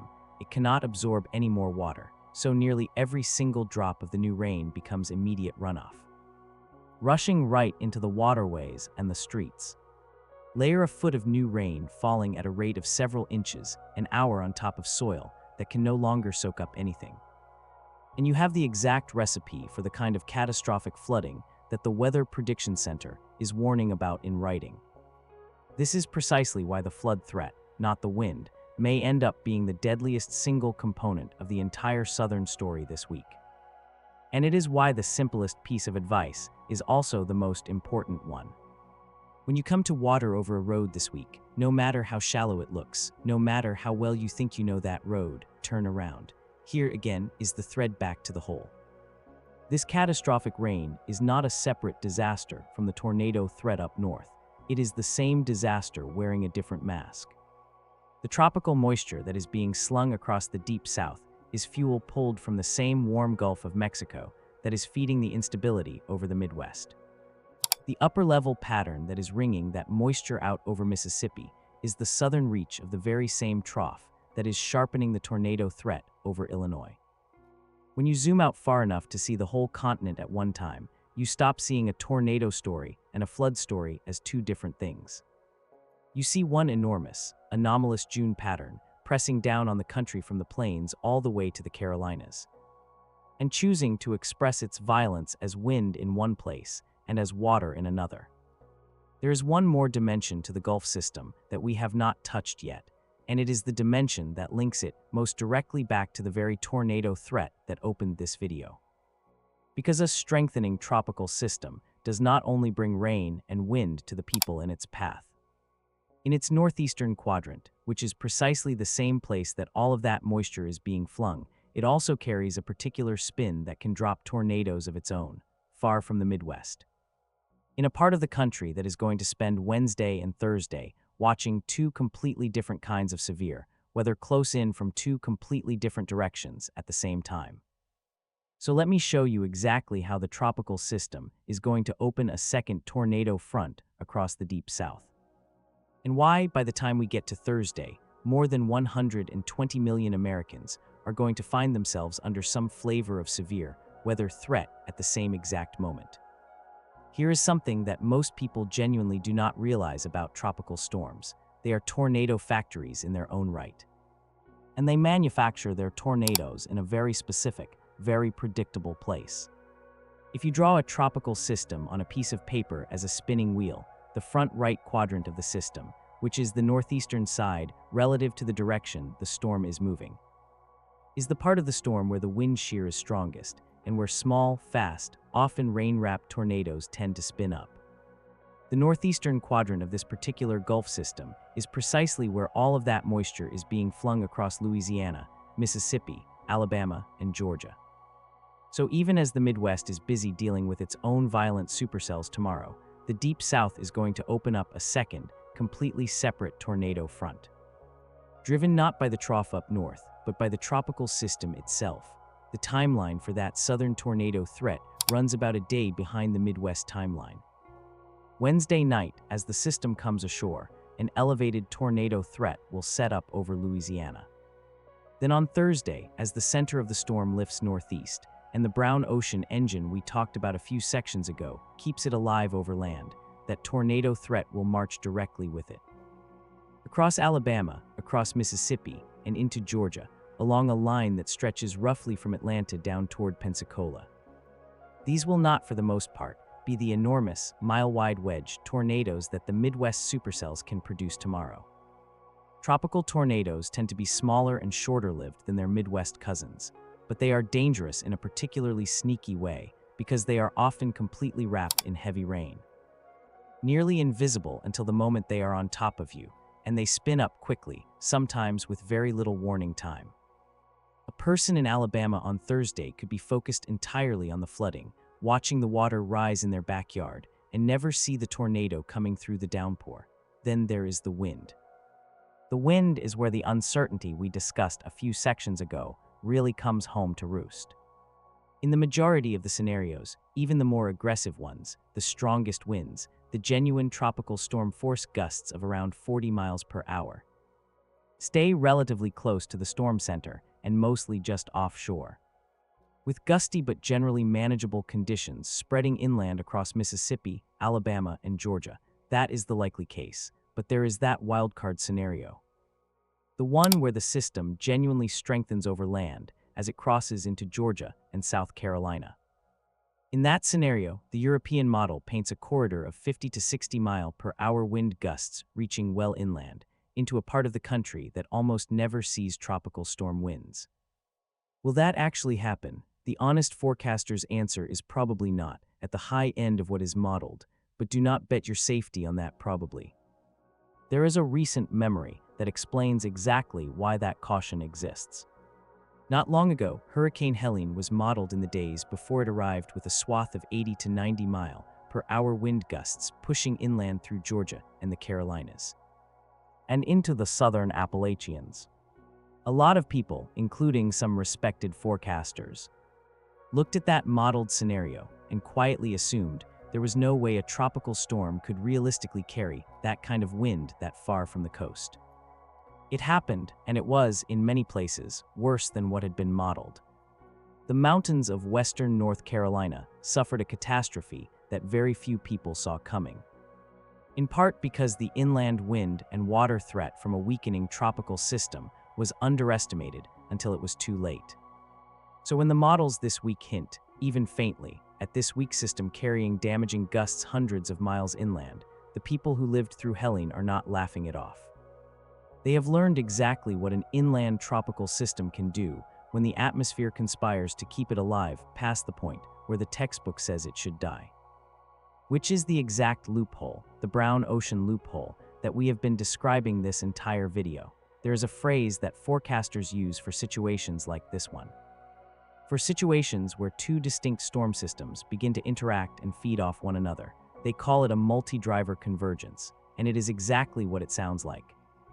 Two separate engines of severe weather, drawing close enough on the map that their influences begin to overlap and compound. The northern trough and the southern tropical system are, by the time we get to Thursday, near enough on the map that the moisture from one becomes fuel for the storms of the other, and the wind fields begin to interlock with each other. When that happens, the whole becomes more dangerous than the simple sum of its parts, because the ingredients no longer have to come from only one source. They are arriving from two directions at once, layering instability on top of moisture on top of spin across an enormous footprint of the country. Step back for a second and just look at the map of Thursday, because it is genuinely something to behold. Up north, you have the remnants of the Midwest outbreak and the eastward push of the trough. Down south, you have a tropical system spinning out tornadoes and dropping a foot of rain along the Gulf, and in between, a sprawling zone of severe thunderstorms connecting the two. By Thursday, these are not two separate weather systems anymore. The northern machine and the southern machine begin to merge into a single, continent-scale, severe weather event. And the number of people caught underneath that combined event is genuinely staggering. So let me show you what Thursday is going to look like. The day this entire anomalous pattern reaches its widest geographic footprint. The day when more than 120 million Americans wake up under some level of severe weather risk at the same time. There are days when severe weather is a local story, a county or two. A single line on the evening news. Thursday is absolutely not going to be one of those days. Thursday is going to be a day when more than 120 million people, better than a third of every single person living in the United States, are underneath some level of severe weather risk at the same moment. Take a second to actually sit with that figure. 120 million. That is not a region. That is a sizable fraction of an entire nation underneath one sprawling, connected threat. And it is the direct result of the anomalous pattern that we have been tracing all video, from the very first minute, finally reaching its maximum width. Here is how Thursday actually lays out on the maps. The Storm Prediction Center has a broad level 2 risk, what they refer to as a slight risk, stretching all the way from Nashville, Tennessee, up the spine of the country to New York City, and a marginal risk that reaches west toward Lubbock, Texas, and south down to the Gulf Coast. When a single day's severe weather outlook has to be drawn to include both New York City and the Gulf of Mexico at the same time, you are not looking at a routine bad weather forecast. You are looking at a pattern that has spread itself across most of the eastern half of the country. The primary threat across that enormous zone on Thursday is damaging straight-line winds, as numerous clusters of thunderstorms develop through the afternoon and evening and barrel along, knocking down trees and power lines over a huge area. It is worth understanding why the threat changes character on Thursday, from the focused, violent tornado threat of Wednesday to the sprawling, wind-driven threat of the day after. On Wednesday, all of the ingredients are concentrated. The shear and the instability and the lift, all stacked together in the same place over the Midwest, which is exactly what allows for those discrete rotating supercells to form. By Thursday, as the system pushes east and the cold front sweeps forward, the storms tend to organize themselves into longer lines, and lines are wind machines more than they are tornado machines. The danger does not go away, it just spreads out and changes its weapon, trading the rifle of a single violent tornado for the shotgun of widespread damaging wind across a dozen states. Remember, all of this is happening on top of the southern story. While the Northeast and the Ohio Valley deal with their wind threat on Thursday, the Deep South is simultaneously dealing with the tropical system, the flooding, and the second tornado front that we described in the last section. There are in effect two overlapping severe weather events sharing the same calendar day, one of them born from the northern trough and one of them born from the southern tropical system. And the people living in the seam between the two of them, across the Mid-South, could be watching threats approach from two completely different directions at the exact same time. That is the kind of setup that stretches emergency management thin, that fills every meteorologist's screen with red boxes, that turns a single broadcast into an all-hands event. It is genuinely hard to overstate what a setup like this one does to the people whose job it is to keep the rest of us safe. Emergency managers, storm spotters, power company crews, and the forecasters themselves are looking at a stretch where there is no single moment to brace for and then exhale. There is instead day after day of life-threatening weather across overlapping parts of the country. The same weather office issuing tornado warnings for the Midwest on Wednesday is coordinating flood warnings for the Deep South on Thursday. And they are already watching the next system spinning up for the weekend. Resources get stretched thin very quickly. Fatigue sets in. For ordinary families, the danger is not one decision made once, but a whole series of them, made over many days, often in the dark. Often while exhausted, that is the hidden cost of a locked-in pattern, and it is one more reason to take the early days of this stretch seriously. Because the attention you spend preparing right now is attention you will be deeply grateful you did not have to summon at 2 o'clock in the morning later in the week. If you have outdoor plans on Thursday anywhere from Texas to New York, this is the part of the video where I am going to ask you genuinely to take a hard look at those plans, have a way to receive warnings. Know that the threat is real, even far from the Midwest tornado box, because damaging winds from a fast-moving line of storms can do nearly as much harm as a weak tornado. And they cover a vastly larger area. The whole reason we are walking through this 2 and 3 days ahead of time, here on the Cosmic Forecast, is so that the warning does not arrive at your door as a surprise. You now know what Thursday holds. You can plan around it. That knowledge, that early awareness, is the entire value of watching the sky the way we do. Here is the thing that elevates this entire week from a bad week to a genuinely remarkable one. The pattern still does not end on Thursday.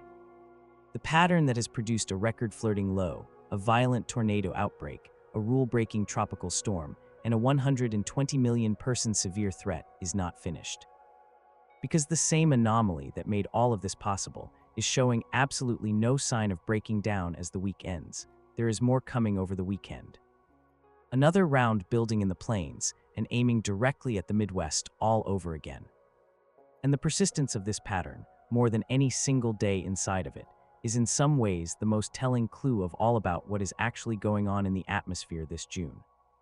So let me show you the weekend, and then let me pull the camera all the way back, because there is a bigger picture here, and I think it is the real story underneath all of the storms. You would think that after a record-flirting low, a violent tornado outbreak, a rule-breaking tropical storm, and a severe threat covering a third of the entire country, the atmosphere would finally be spent. You would think it would exhale, you would think it would relax. It is not going to. The most revealing single thing about this entire stretch is not any individual day's violence.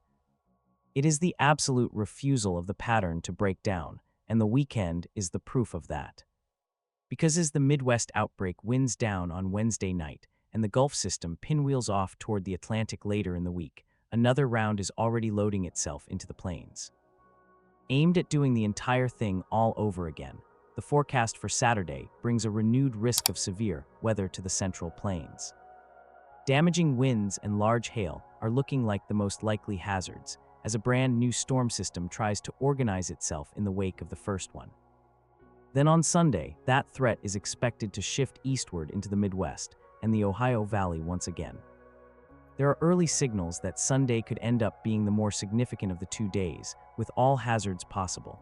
If that timeline sounds familiar to you, it absolutely should. It is exactly the same script as the first half of this week. A plane setup on one day, sliding into a Midwest and Ohio Valley setup the next day. The same geography taking repeated hits from the same kind of pattern. I want to be straight with you about the uncertainty this far out, because the weekend forecast is genuinely murky at the moment. And anyone who tells you otherwise is selling you a certainty they do not have. The models disagree with each other significantly. The European model initially wanted to send the weekend storm system well off to the north and east, toward the Midwest.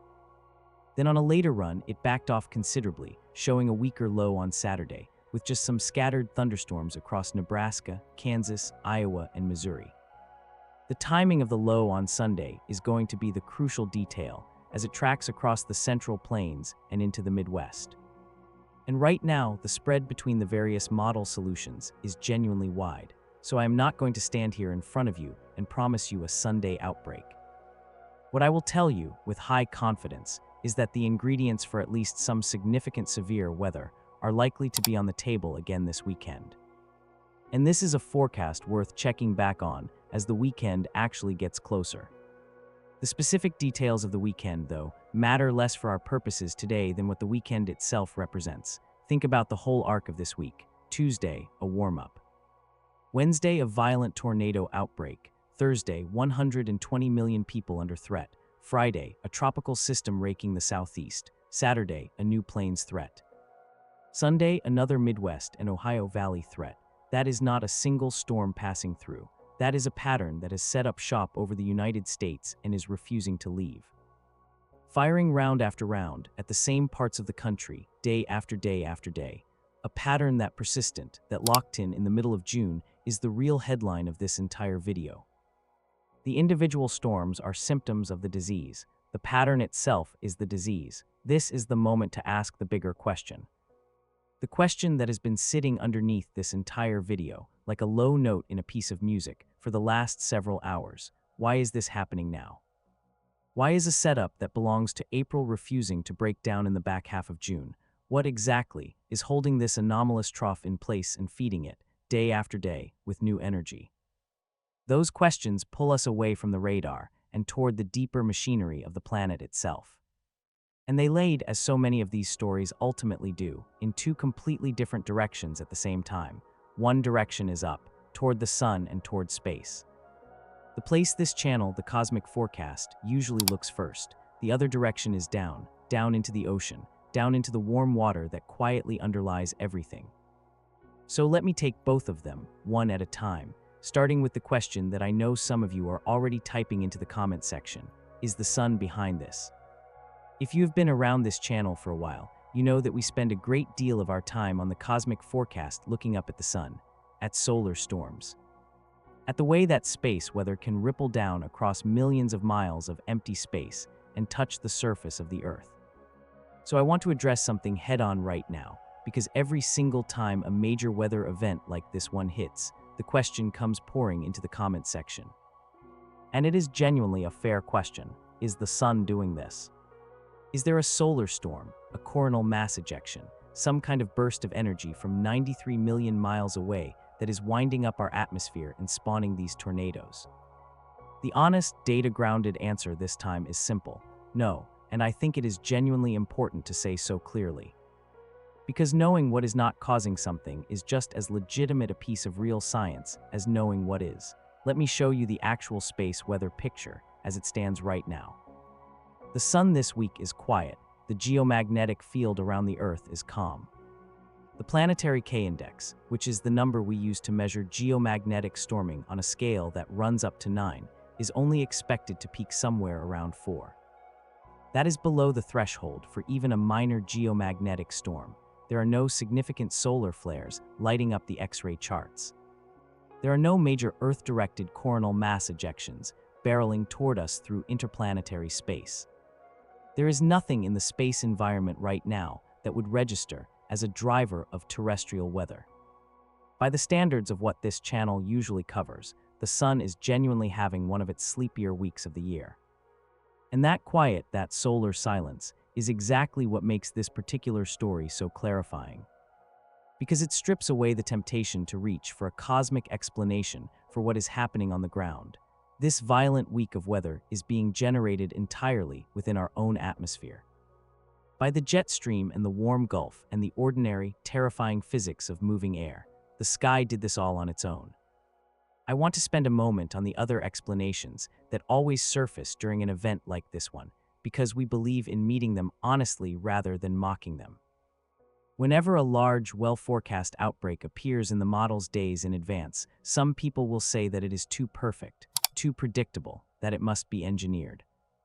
That someone is seeding the clouds, or steering the storms, or using some kind of hidden technology to manufacture the violence. I genuinely understand the instinct behind that reaction. When the world feels chaotic, the idea that someone is in control, even a sinister someone, can sometimes feel less frightening than the actual truth, which is that no one is steering this at all. No one is in charge. Let me tell you exactly where the science actually stands on this question, because the physics is decisive. The energy contained in a single one of tomorrow's supercells is comparable to that of many nuclear weapons.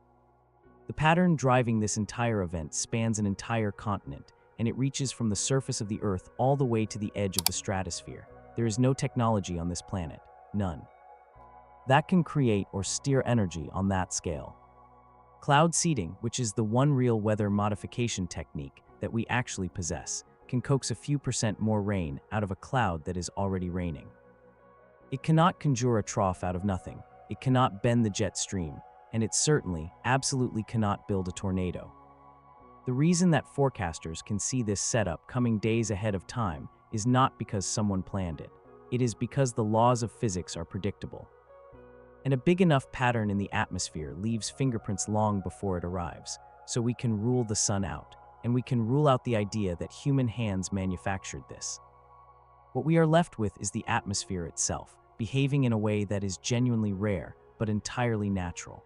And that brings us to the one factor that genuinely is loading the dice this week. The factor that is not in the sky at all, the factor that is in the water, because while the sun has nothing to do with this, the ocean has everything to do with it.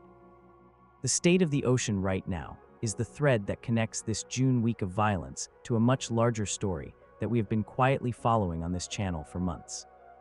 Part 13, the warm water underneath it all. If the sun is not the engine behind this week, the ocean absolutely is the fuel tank. And right now, this morning, that fuel tank is dangerously, almost frighteningly full. The Gulf of Mexico is running warm, and it is not running warm by a little. Those record-high moisture values over Texas, the precipitable water values near the top of anything ever measured in that location for the middle of June, do not come from nowhere. They come from a warm sea surface, evaporating water into the atmosphere at a furious rate, loading the lower atmosphere with the moisture and the latent heat that storms feed on. A warm Gulf is a more energetic Gulf, and a more energetic Gulf means that when a trough does eventually reach down and light that fuel, the fire burns hotter.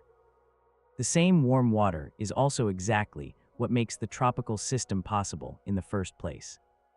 And it is what soaks the deep south soil enough to maybe, just maybe, let that storm cheat death over land. The ocean is sitting underneath every single part of this story. This connects directly to something we covered just yesterday in our video on the early arrival of El Niño. For those of you who missed it, the short version is that the climate pattern known as El Niño, which is a periodic warming of the central Pacific Ocean, arrived this year weeks ahead of its expected schedule and is strengthening considerably faster than the models initially predicted. El Niño does not just live in the Pacific Ocean. El Niño reorganizes weather patterns across the entire planet, including the position of the jet stream over North America and the temperature of the waters feeding the American coastline. We talked yesterday about how the same warm ocean signal was already cashing a check on American soil, with that life-threatening flood setup beginning to unfold over Texas. Well, here we are 1 day later, watching that exact check clear, the flood arriving, the tropical system organizing, the moisture surging north into a tornado outbreak. The ocean story and the storm story are the same story, separated only by the calendar. I want to be careful and intellectually honest with you here, because this is the kind of topic where it is genuinely easy to overreach in either direction. We covered in an earlier video on this year's unusual tornado season, the real, peer-reviewed science showing that the environments that breed severe storms. The combination of instability and wind shear can be influenced by the swing between El Niño and La Niña, and that a warming world tends to load the lower atmosphere with more of the instability that fuels these storms. That is genuine research. We are not going to pretend it does not exist. But I am also not going to stand here in front of you and tell you that climate change reached down and made this specific tornado outbreak happen, because that is not how the science actually works. Anyone who claims certainty in either direction on a question like that is going past the evidence. Single events are not the same as long-term trends. What we can say honestly is this: out-of-season outbreaks have always happened in the historical record.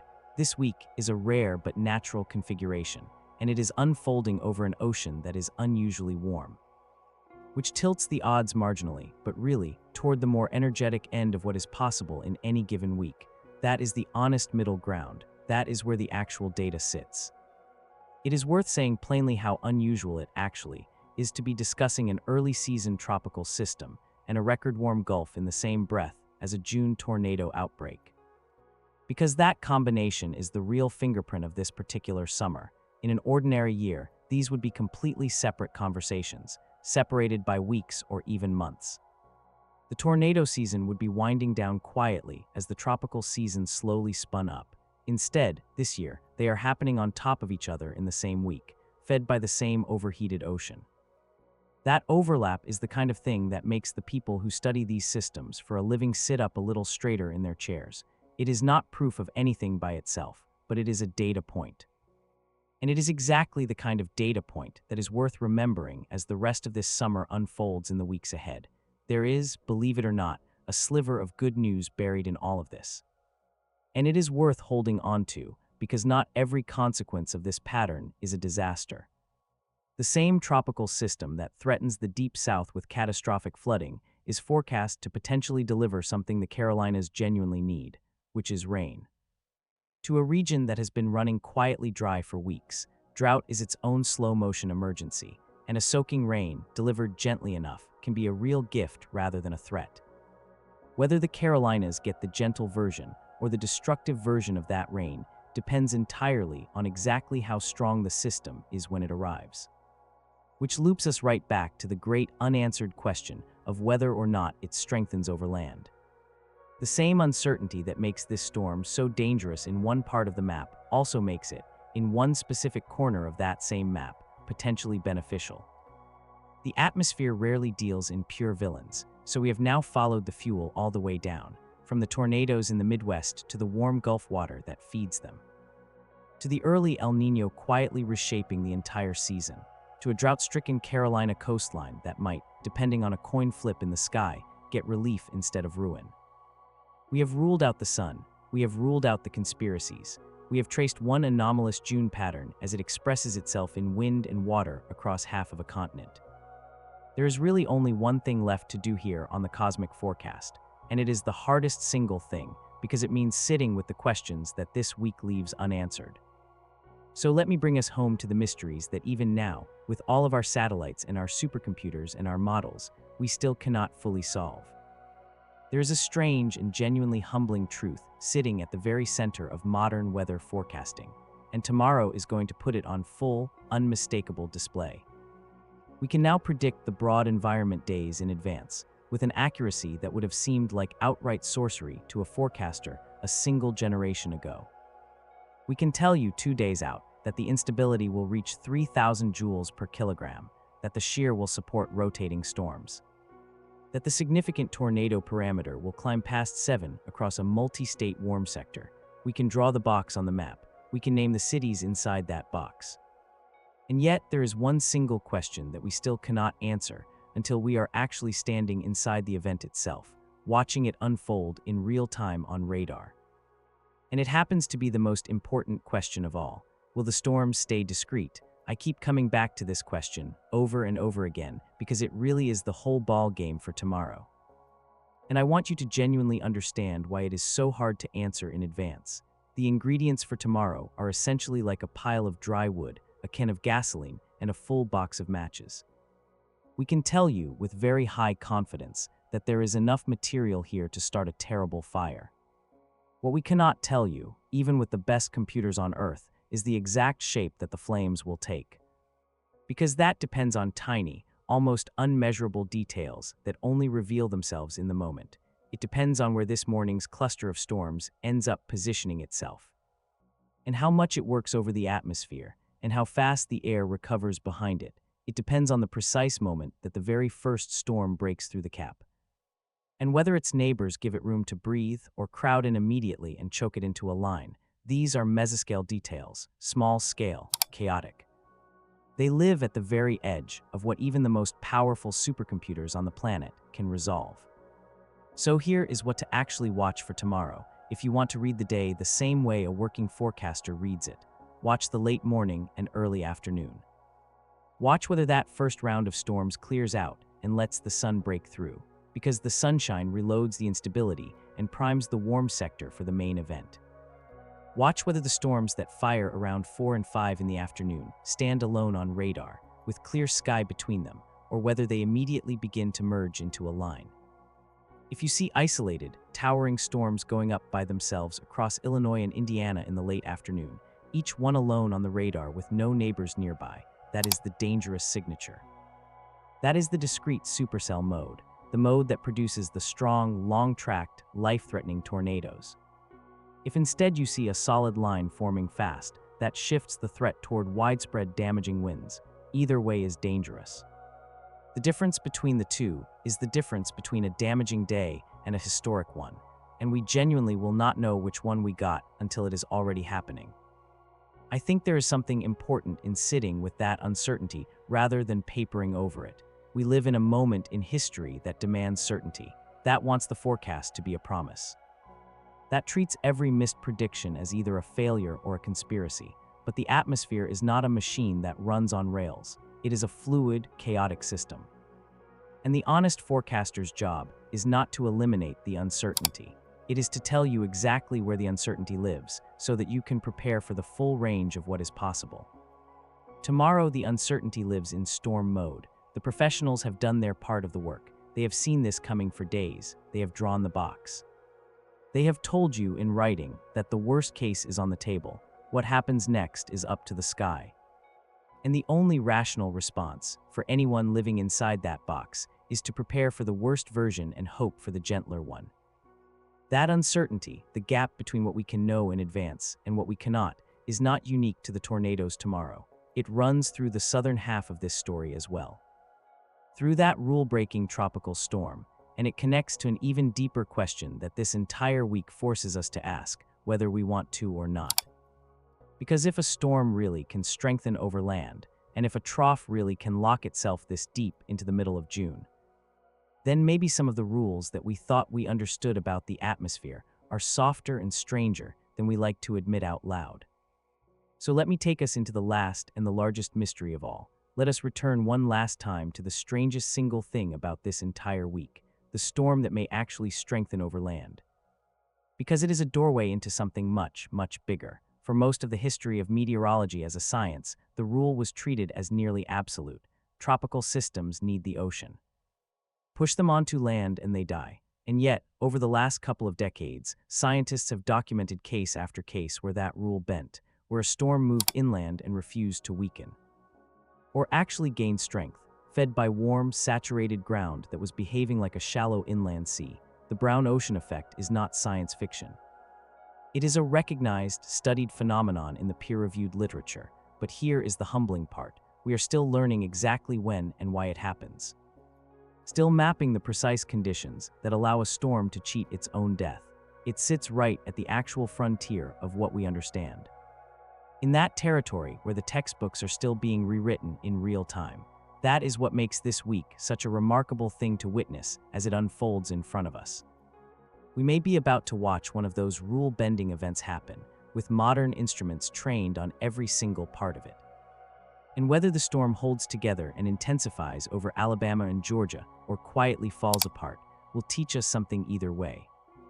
If it holds together and intensifies inland, it becomes another data point in a growing pile of evidence that the old rule has more exceptions than we used to think. Especially as the land and the air grow warmer and wetter over the decades to come. And if it fizzles out instead, that tells us something equally important about the actual limits of the loophole.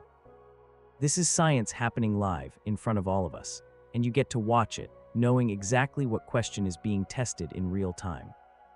The storm over land is only one of the rules that this week is bending, though. The other rule is the calendar itself. Step back and ask the question we have been circling all video. Why is a trough this deep, this anomalous 3 to 4 standard deviations beyond normal, locked into the middle of June and refusing to break down across an entire week? The honest answer is that we do not fully know. Patterns like this one, where the jet stream buckles into a deep, persistent shape and then stalls, are tied to large-scale phenomena with names like blocking patterns and atmospheric waves that circle the entire planet. Sometimes the wave train locks into place, and the same trough sits over the same region for days, firing storm after storm after storm, exactly the way this one is doing right now.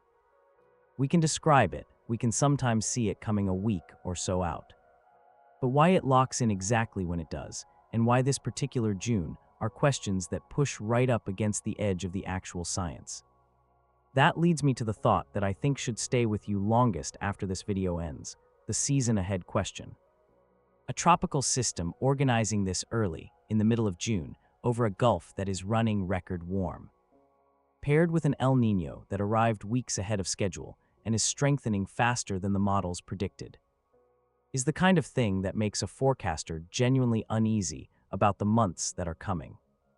I want to be very clear that this part is speculation, flagged as speculation, the forward-looking part, where we leave the solid ground of the current forecast behind. But the pattern recognition is hard to ignore when the atmosphere starts breaking out its most violent tricks weeks ahead of schedule. When the ocean is preloaded with record heat before the season has even properly begun, it raises a question that no model can fully answer yet. If this is what the middle of June looks like, what does the actual peak of the season have in store for us? That is not a prediction, it is a question. And it is the right one to be asking as we walk together into the rest of this summer. So we arrive, finally, back where we started, at a red box drawn on a map in the wrong month. And at the single anomalous pattern that drew that box in the first place. We have followed that pattern together, all the way from the engine in the upper atmosphere down to the cities sitting in its path. From the tornadoes of the Midwest to the floods of the Deep South to the rule-breaking storm crawling toward the Carolinas, we have ruled out the sun, we have ruled out the conspiracies. We have traced the fuel down into a warm and restless ocean. There is really only one thing left to say, and it is the thing that this entire week has been trying to tell us. Here is what I keep coming back to after laying every single piece of this out for you, everything we have walked through together over the course of this video. The violent tornado outbreak, the record-flirting low pressure, the tropical storm that may strengthen over land, the catastrophic flooding, the 120 million people under threat, the weekend round still to come. All of it is not a series of separate, unrelated disasters happening to share the same week. It is one machine, one anomalous, continent-sized pattern, reaching out of the wrong season. Pressing down on the country from the plains to the Carolinas, and choosing to speak in tornadoes here, and in floods there, and in a rule-breaking storm somewhere else. The genius and the terror of a setup like this one is exactly that unity. When you finally learn to see it as one single thing instead of as many separate things, the whole week snaps into focus.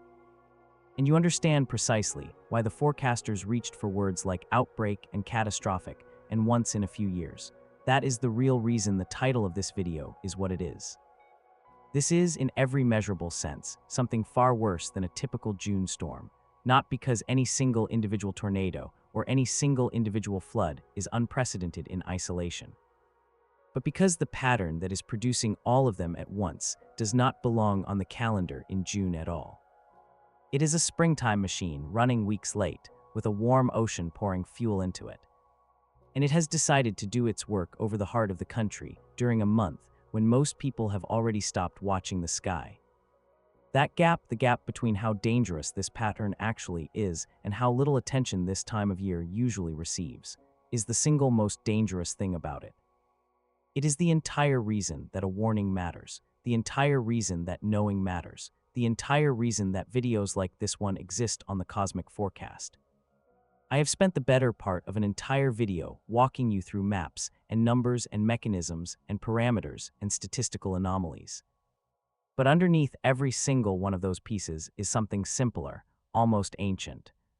For all of our satellites and our supercomputers, for all of the genuine skill that we have gained in seeing these events days before they arrive, we are still, in the end, small creatures living at the bottom of an ocean of air that does what it will. We have gotten very good at reading its intentions. We have not, however, got any better at changing them. And maybe that, in the end, is the right relationship for us to have with a force this size, to watch it closely, to respect it deeply, to prepare for it seriously, and to never, ever make the mistake of believing that we have it tamed. So if you take exactly one thing from this entire video, let it be this: the atmosphere does not read the calendar. It does not know that it is supposed to be quiet in June. It just follows the physics. And when the physics line up the way they have this week, it will reach back into the wrong season and pull out its worst, whether we are ready or not. The only single thing that changes the outcome on the ground is us, paying attention, making a plan, having a way to be woken up in the night. Choosing, when the moment comes, to turn around at a flooded road instead of trying to drive through it. The storm is going to do what the storm is going to do. What we get to decide, the only thing we get to decide, is whether it finds us ready for it. Watch the sky carefully over the next several days. Watch that red box tomorrow afternoon and notice whether the storms stand alone or merge into a single line.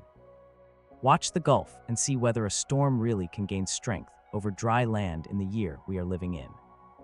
Watch the rain pile up across the deep south and the threat march eastward across a third of the country by Thursday. As you watch all of it, remember that you are not just looking at a string of bad weather. You are looking at a single, rare, beautiful, and dangerous expression of a planet whose rules are softer and stranger than we sometimes like to believe. Doing something in the middle of June that it is not supposed to be capable of doing at all. This has been the cosmic forecast. My job is to walk you through these events as honestly and as carefully as I possibly can, days before they arrive, so that you and the people you love have the time you need to prepare. If this video helped you, the very best thing you can do for this channel is hit the subscribe button, drop a like, and turn on notifications. So that the next time the sky decides to do something it is not supposed to do, you will be the first to know. Drop a comment below and tell me where you are watching from. Tell me whether you are inside the red box, or downstream of the Gulf system, or far away from all of it and just watching the show unfold. I read every single one of those comments. They are the best part of doing this work. Stay safe out there. Have your plan ready before the warnings start. Charge your phones tonight. Put your shoes by the door. Know where your safe room is.